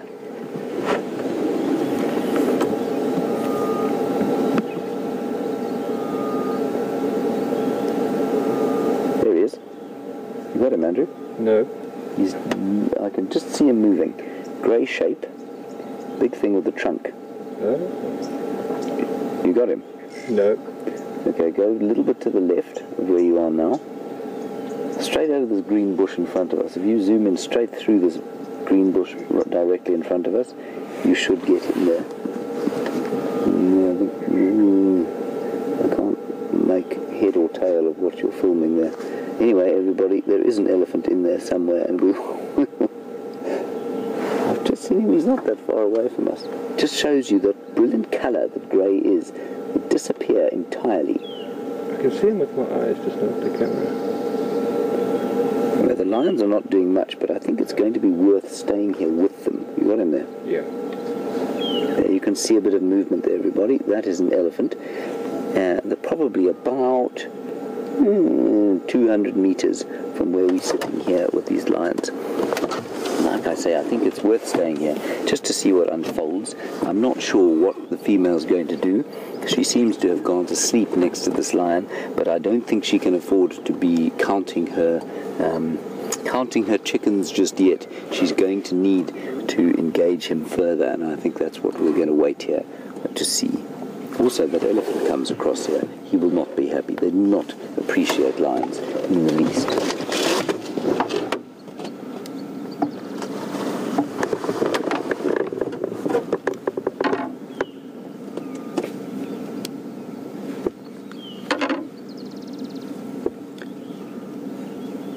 You can see his face is quite scarred, and that is from the life of being a male lion. It's not easy, and in an area like the Kruger, where there are lots of lions, you fight for every morsel of food you get, every piece of territory, and almost every breath that you take. And so their faces become scarred. That's mainly from feeding, where they get hit by each other. These males will fight each other at kills. And you get hit on the head by those tremendously powerful claws. There are also some scars on his back. You can see that's probably from fights. And you can see the mane starting to develop rather nicely there down the front of his left shoulder.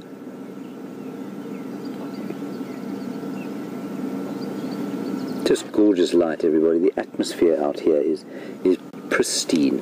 It's cool, so it's not hot yet.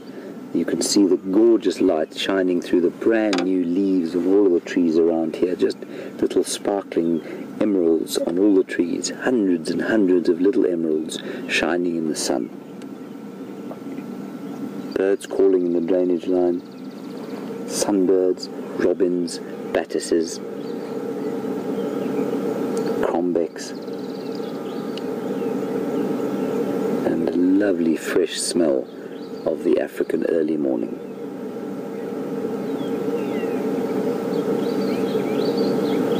There's a crombec there again.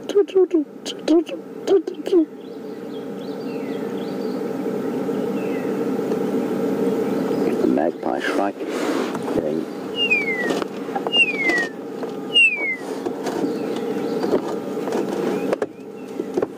It's so interesting, you know, we were looking at some shots from the air yesterday. Bryan was flying a drone, and it was his first try, and he did an exceptional job. And from the air, although you can see the green there shining in this new morning, the new green shoots are not visible from the air, and it still looks like a winterland at the moment.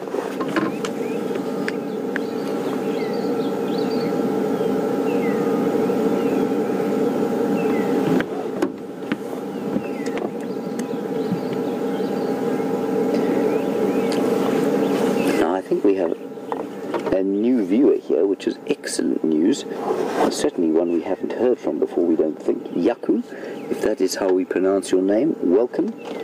Good to hear from you, and you want to know what happened to the rest of her pride. So it's a good opportunity for me to recap for all our new viewers, or perhaps viewers who've just tuned in. Yaku, what's happened is that she originally came from a pride of 9 lionesses at one stage, of 8 lionesses. And one of them was killed by these males in February. They, by then, were just sort of coming into the area. Young males didn't really know what they're doing. They're still a little confused. They're settling now, but they are a little bit confused. And they killed one of the lionesses in February. They killed another one in July. And they killed another one about 3 weeks ago. So these 5 males, and there are 5 of them in this coalition. The other 4 are just behind me by about 200 meters. They have come into this area, they're trying to take it over, and they've killed 3 of this pride, and they've split it. They've managed to split the pride up. Whether that split is permanent or not, I don't know. So now there are 5 lionesses left, and 1 young male, who's about 3.5.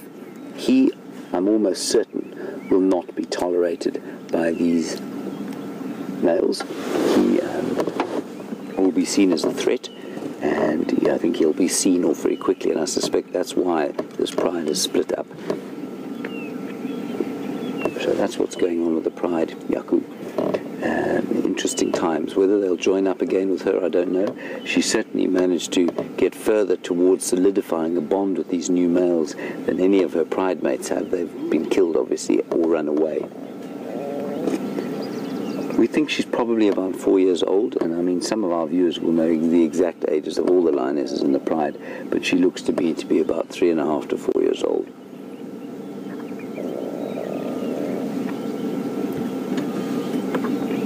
Wonderful.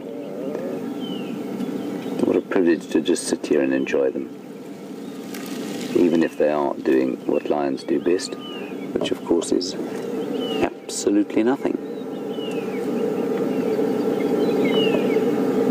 Had some fairly lion-free times of late, so very nice to have them back on the property. And Yaku, in case you are wondering what the cracking noise behind us is, I'm not sure if you can hear it or not, there is an elephant probably about 200 meters behind us as well, off to that side. The other lions are off in that direction. Probably won't move again today.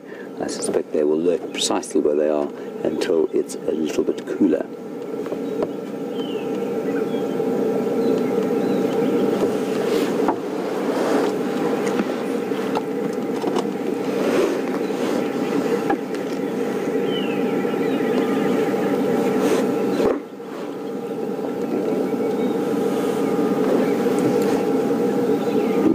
Posted also on the state of the bushwalk.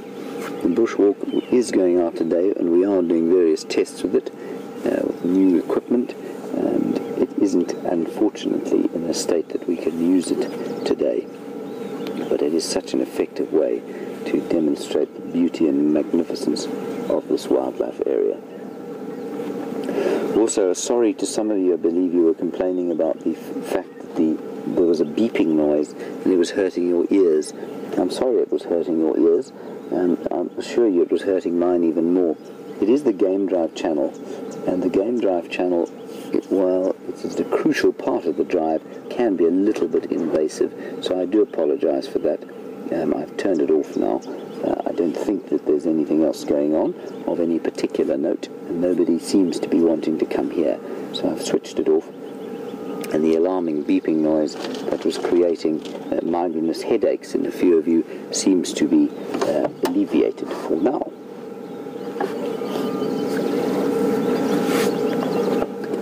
Andrew, there were certainly quite a few flies around here. I see now why you're wearing your Spider-Man buff.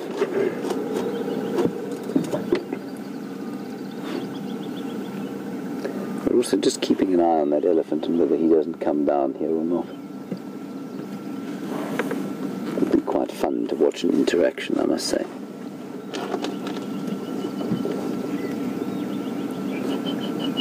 You hear an orange-breasted bushshrike.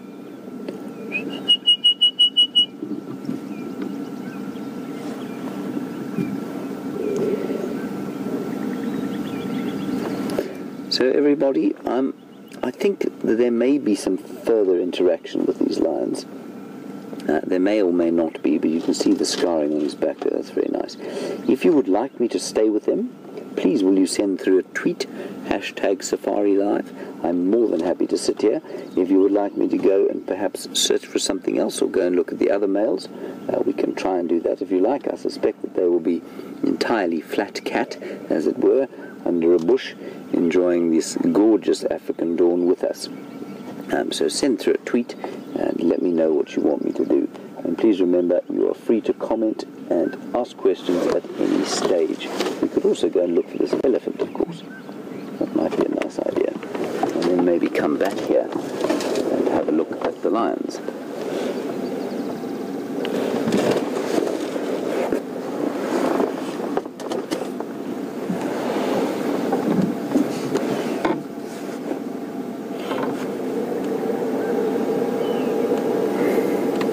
I think let's do that, Andrew. Let's just go gently off. We don't have far to go. And while these two lions are doing nothing, let's go we're just going to do a little loop through there and have a look and see if we can't find, the elephant.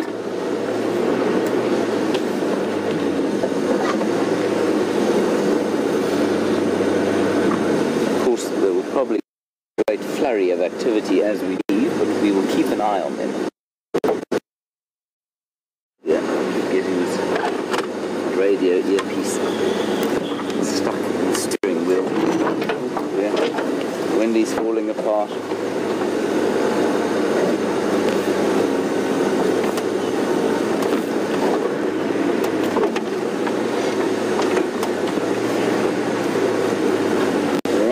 Let's go and have a quick look. Quite a thick bush, a block at least. We're making much more noise than that 4-ton elephant, or 4 or 5-ton elephant if it is a bull.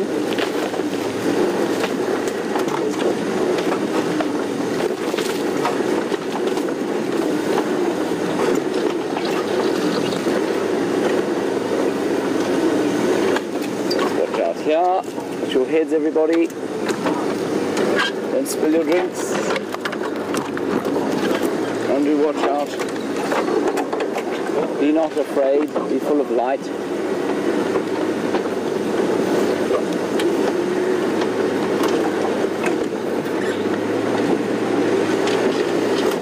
The lions are still asleep, everyone. Fear not. We are not missing out. I feel a bulldozer might be a better option as a vehicle.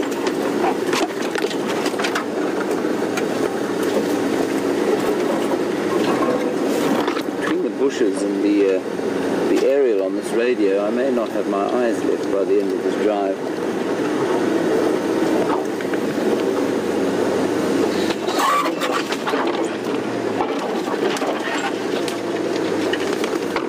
Just a quick recap. There were some fascinating males that came onto this reserve on Sunday last, 2 males, and they are the Salati males, and we hadn't seen them before here.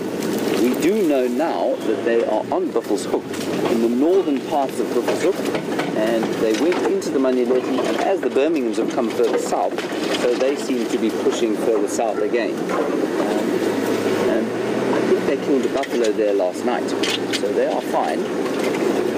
Seemingly on Buffels Hook, this elephant has evaporated into the night. Let's be quiet and have a listen, Andrew.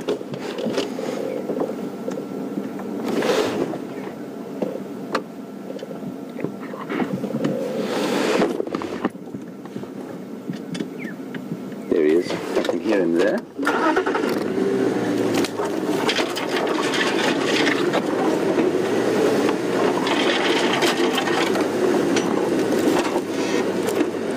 Your head again. Ooh, I don't want to run that tree over. That's a nice tree. That's called Papiepopensis, the jacket plum.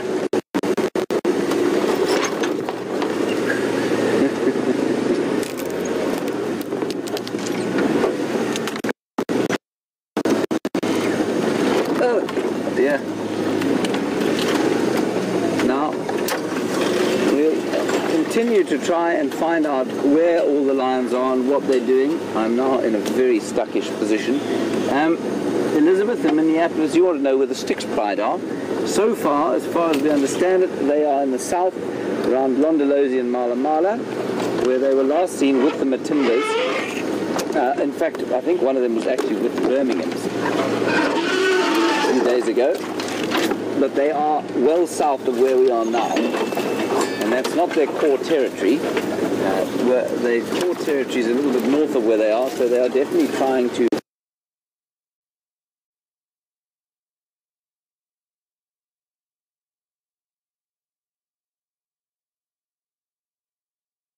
aid with the lions. Far too much trauma for a Thursday morning. There he is, elephant. I think we'll just go onto the road and have a look.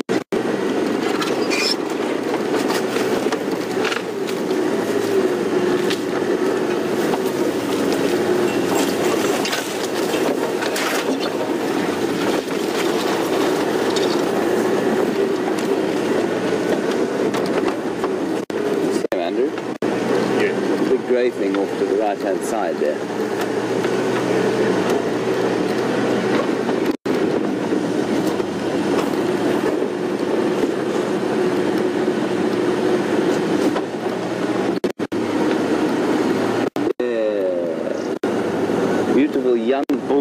elephant. I'll try and get around the front of him.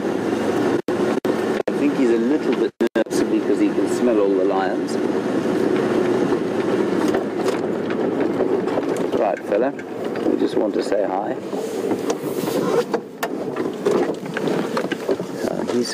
He's a young bull. He's probably about 18 or 19 years old, maybe 20, and he's just having a listen to us now. He doesn't know what we want. He's probably fairly freshly out of a herd, so he'll be a little bit reticent to carry on regardless of what we do. Not an easy time for an elephant, this, when they leave the herd and they must go out and fend for themselves.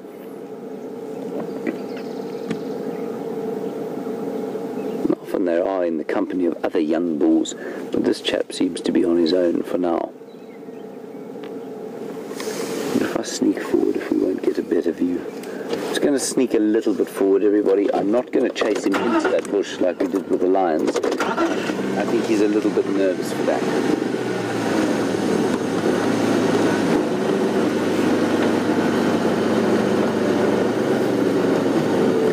He's a rather splendid fellow.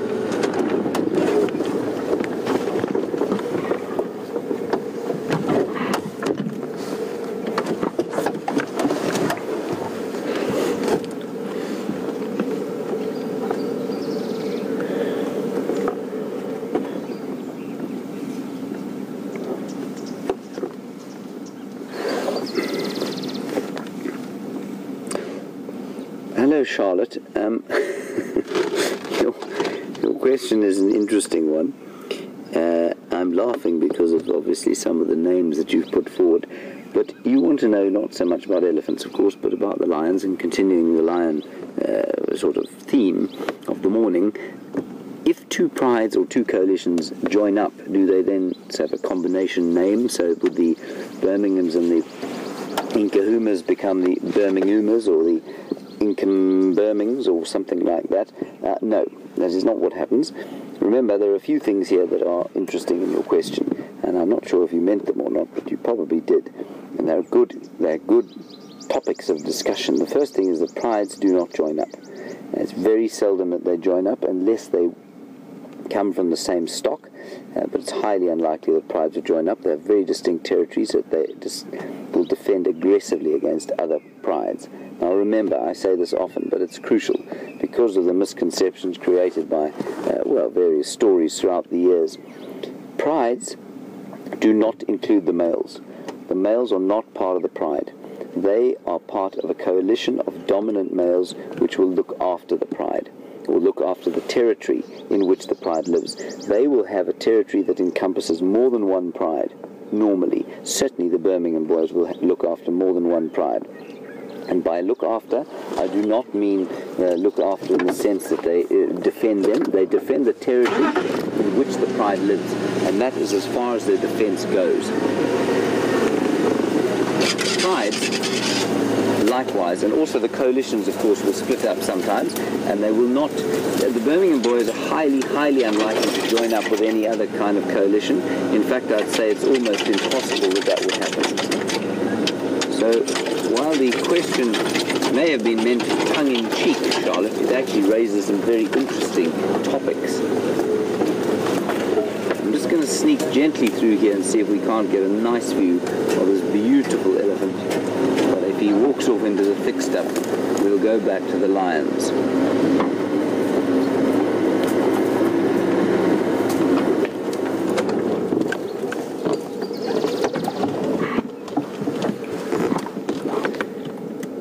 Emily Moon, I'm very pleased that you are glad to see this elephant. I am also very glad to see this elephant. I think he's a lovely fellow. He's a bit nervous, but he's okay now. Now what he's doing is he's trying to smell us. He's sticking his trunk out, he's pretending to feed, but every so often he turns it towards us and tries to smell us.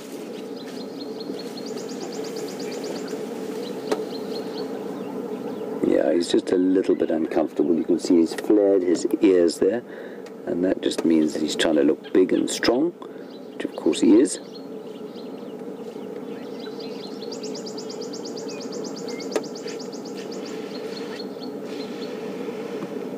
Yeah, he's just rubbing his head.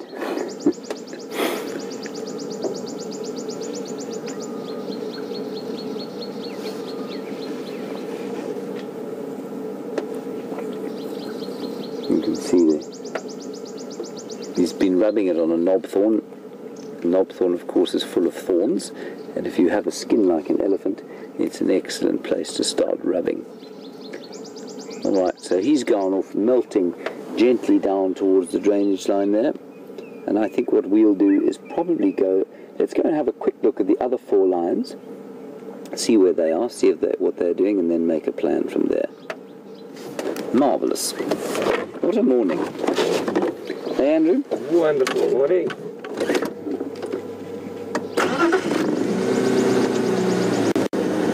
So there seems to be a general consensus that we should return to the lions, and that we will do.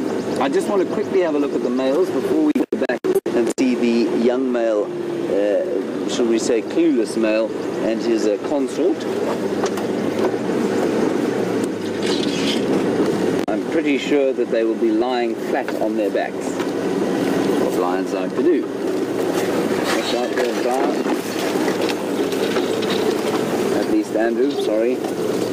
Good.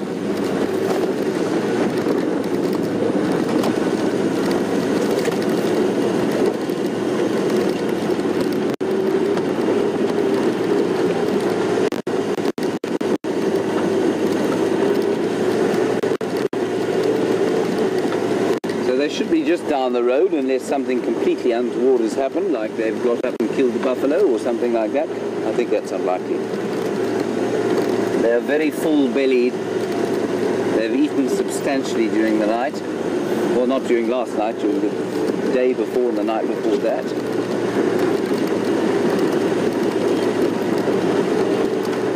There they are. No, that's not them, that's a stick. Andrew, this is where we had the curious incident of you yelling at me to come back. Oh, was it here? Yes, it was right here. A little while back, everybody, I was trying to look for tracks, and we crash cut live to me, and Andrew had to yell for me, and I came belting down from the top of that ridge crest, and well, it was quite amusing. I was out of breath for some time.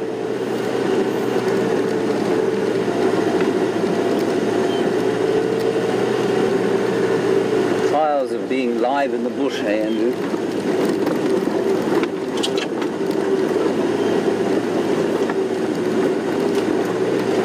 Unless I'm very much mistaken, the lions should be around this next corner. I see them on the right. You see them on the right? Yes. Well done, Andrew. There they are, on the right. One of them has his head up. It's high action. Let's get in there. Before he goes to sleep again.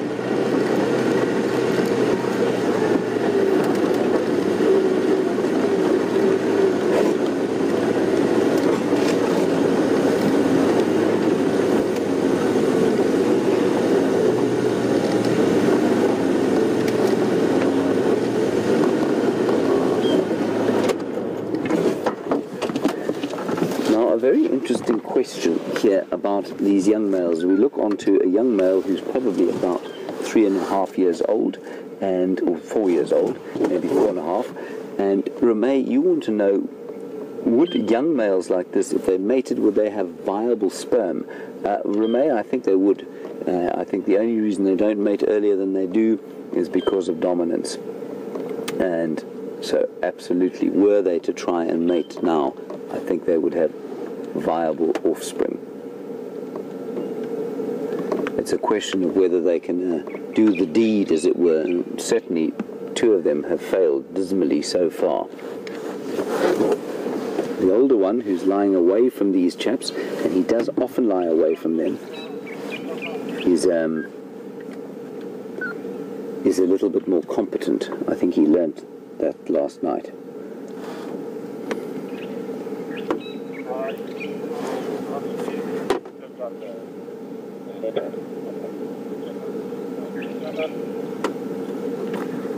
He's just sniffing the air. They always turn their heads slightly towards where the breeze is coming from, and just if anything touches their noses are so sensitive, of course.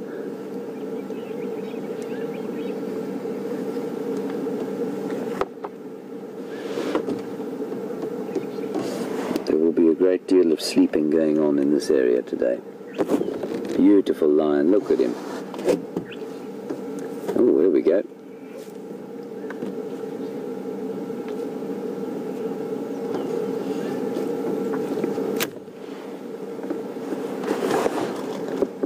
Gosh, Andrew, look at this high action lion sighting.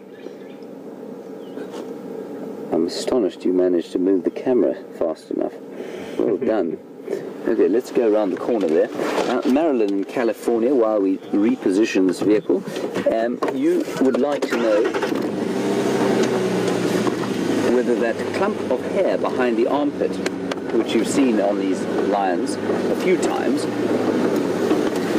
which is in fact the elbow joint, of course, you want to know if that's sort of part of the mane, is it part of the protection? It is definitely part of the mane.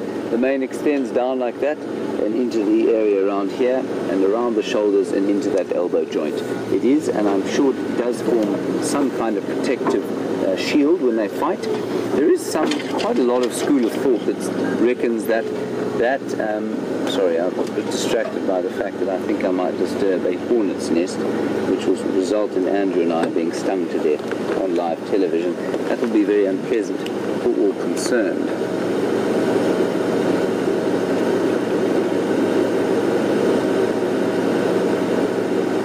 Yes, it is an old hornet's nest. Can you see it there, Andrew? Yeah. There don't seem to be any hornets in it about to emerge at high speed and sting us. It's not a hornet's nest, you know, it's a growth. It's a growth on Terminalia bush. It's quite interesting. It's very interesting. I don't know what it is, but it is a growth, and it is interesting.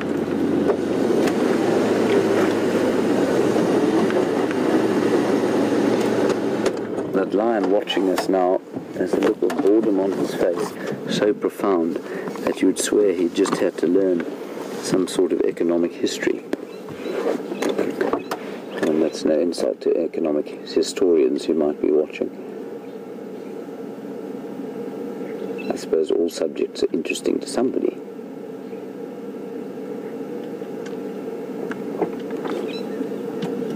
Maybe not accounting. I think accounting's interesting to anyone, Andrew. Negative. Negative. Okay, so he looks as bored as if he was in an accounting lecture.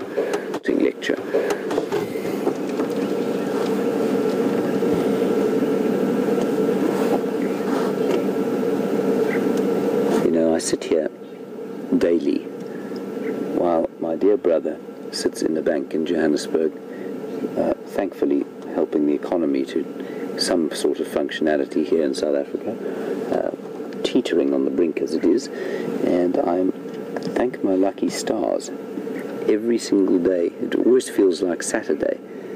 I was thinking it was Saturday until I realized again that it was in fact Thursday, and I get to sit here with these fantastic animals and drive through this obscenely beautiful area on a daily basis for sometimes 6 hours. What an infinite pleasure that is, and privilege.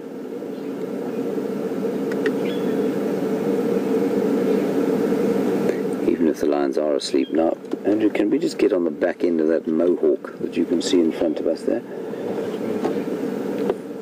Very nice example of what a young male lion's mane looks like before it's in full kind of glory. He's got that very spiky bit at the back of his head. Bless you, Andrew. Thank you. Don't sneeze too much, they will take the weak ones in the herd.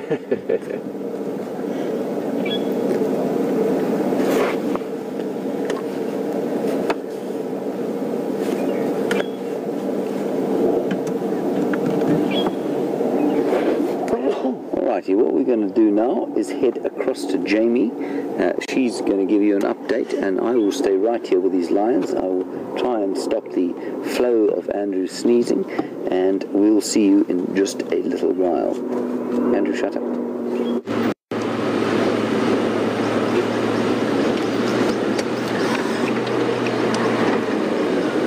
Welcome back, and sadly still no luck with following up on Karula.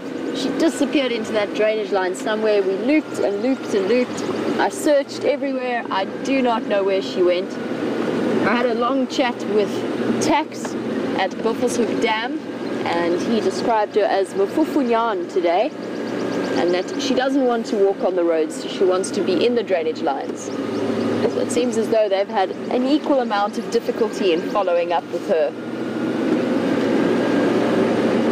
Been searching. I've made sort of ever-increasing circles around where I lost her. It could well be that she just went and lay down in the drainage line in the sand and decided that this was the place to relax. I didn't try and check. I even went back to where we lost her in the hope that maybe she just was tucked down underneath that termite mound. But there was no luck there. The only thing I can tell you that I have learned from that experience is that there is an aardvark living in that termite mound. So that has been my important lesson for today. And I know that on the sunset safari, if I'm in the area, I might be following up around there. I have yet to see an aardvark, so that's still exciting news from my side. Amazing stuff that James has got those Birmingham boys. Very, very interesting shifts in the dynamics. That Nkuhuma female obviously got to the point where she has accepted their authority in this area. As for the rest of the Nkuhumas, I'm not too sure where they are. I haven't heard any updates on that side. But still very, very exciting times. And we know where we will be following up for the sunset safari. I'm just going to say a big thank you to Bryan for putting up as we drove through the bushes and searched everywhere around. And a special appearance by the thumb. And thank you to all of you, the viewers. We will catch up with you on the sunset safari, but we're going to end off with James and those fascinating happenings in the lion world. We'll see you a little bit later. Have a wonderful day. Hello everybody, welcome back to Wendy and these magnificent male lions who have now, well, probably very well-timedly decided that the morning is far too difficult for them and they're going to go to sleep. There is another one, Andrew, I don't know if you can see him through there, lying under the shade of that guare bush.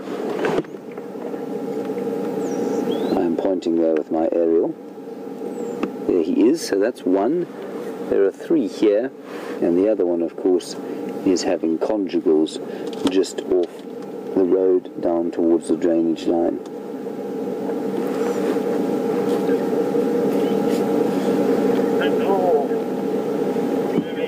Magnificent, really. The elephant melted off into the drainage line. He's gone off to carry on eating.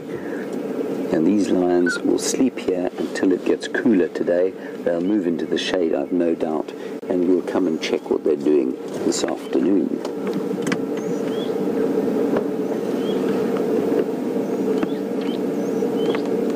It's turning into, I think it's going to turn into a pretty hot day. I think it's probably sitting at around, we've gone from 13 degrees. There was a large bank of cloud that has burnt away. And I think it'll probably hit about 33 or 34 degrees today. That's about almost 90. I think it's 90 degrees Fahrenheit. And you can see the sky, which Andrew will show to you at some stage, is very burnt out. And that's just indicative of the kind of heat of the day and the lack of moisture in the atmosphere. You can see it's not that beautiful deep blue that we get after a cold front comes through.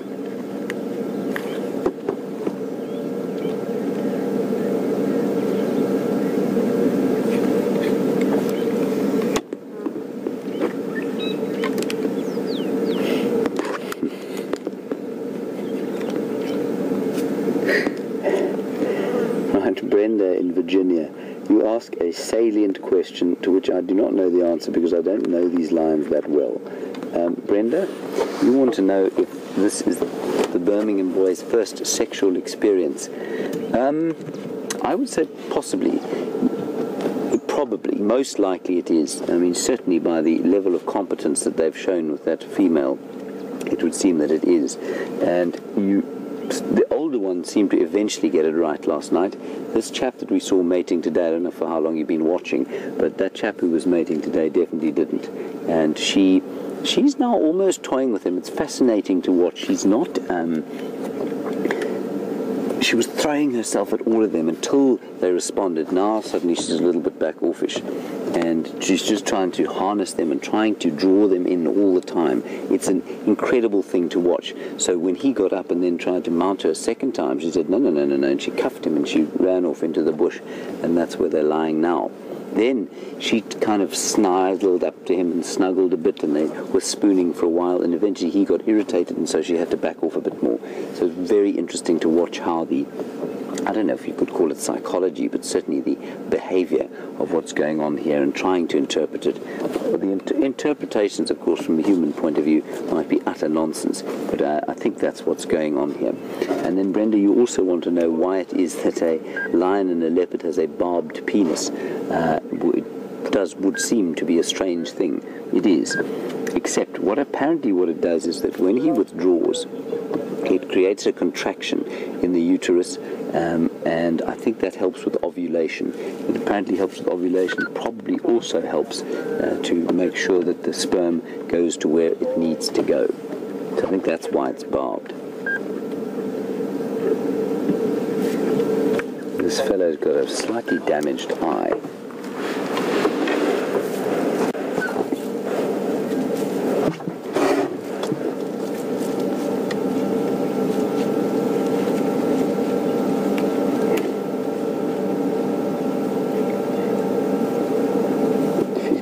See his brother.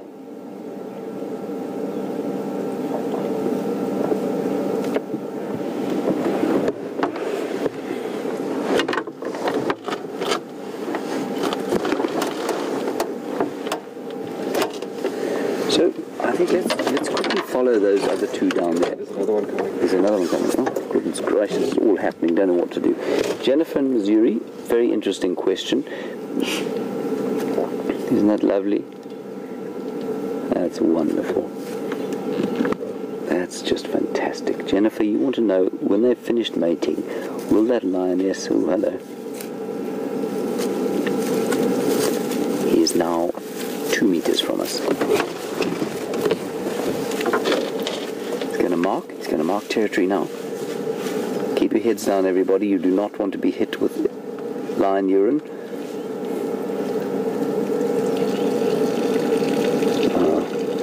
Lovely sound.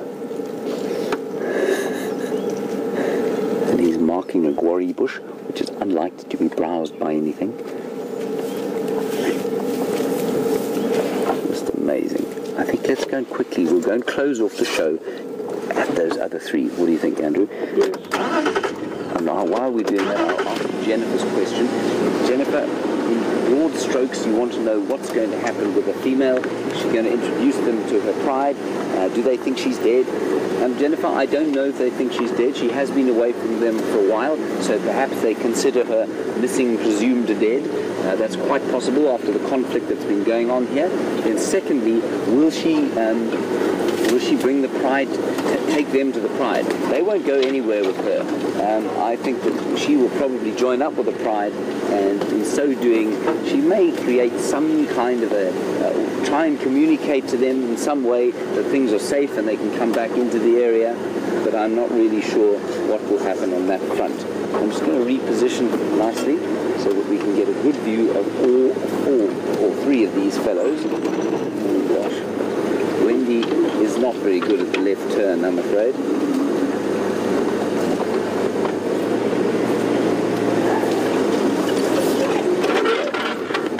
All right, Andrew? Say when?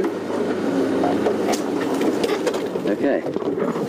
Right, so everybody, I'm afraid we've come to the end of what was a truly spectacularly wonderful morning safari. 5 male lions here, 1 female. She is seemingly on the verge of being accepted by these males and possibly putting an end to the carnage that has been going on here for the last few months.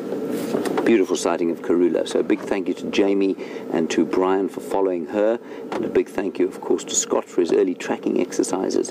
A huge thank you to Jessica Biffy back on the director's seat today, and to Nikki for her assistance there. Thank you to Andrew. Lovely to have you back, Andrew. Thank you, sir. Andrew has a startling array of colours on today.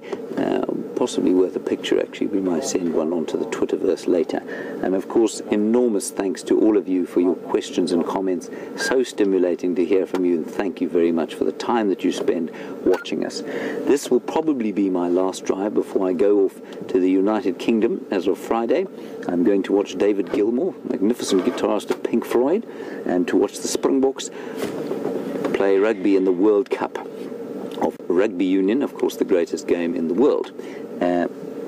I hope that you have a wonderful time while I'm away. I may see you tomorrow morning or this afternoon, I'm not sure, but I don't think so. So if I don't, have a wonderful time wherever you are. I will see you in 2 weeks, and thank you very much continuously for the amazing contributions that you make. Stay safe, stay happy, stay glad and content wherever you happen to be in the world, and I will see you again in about 2 weeks' time. Bye-bye, and thank you very much.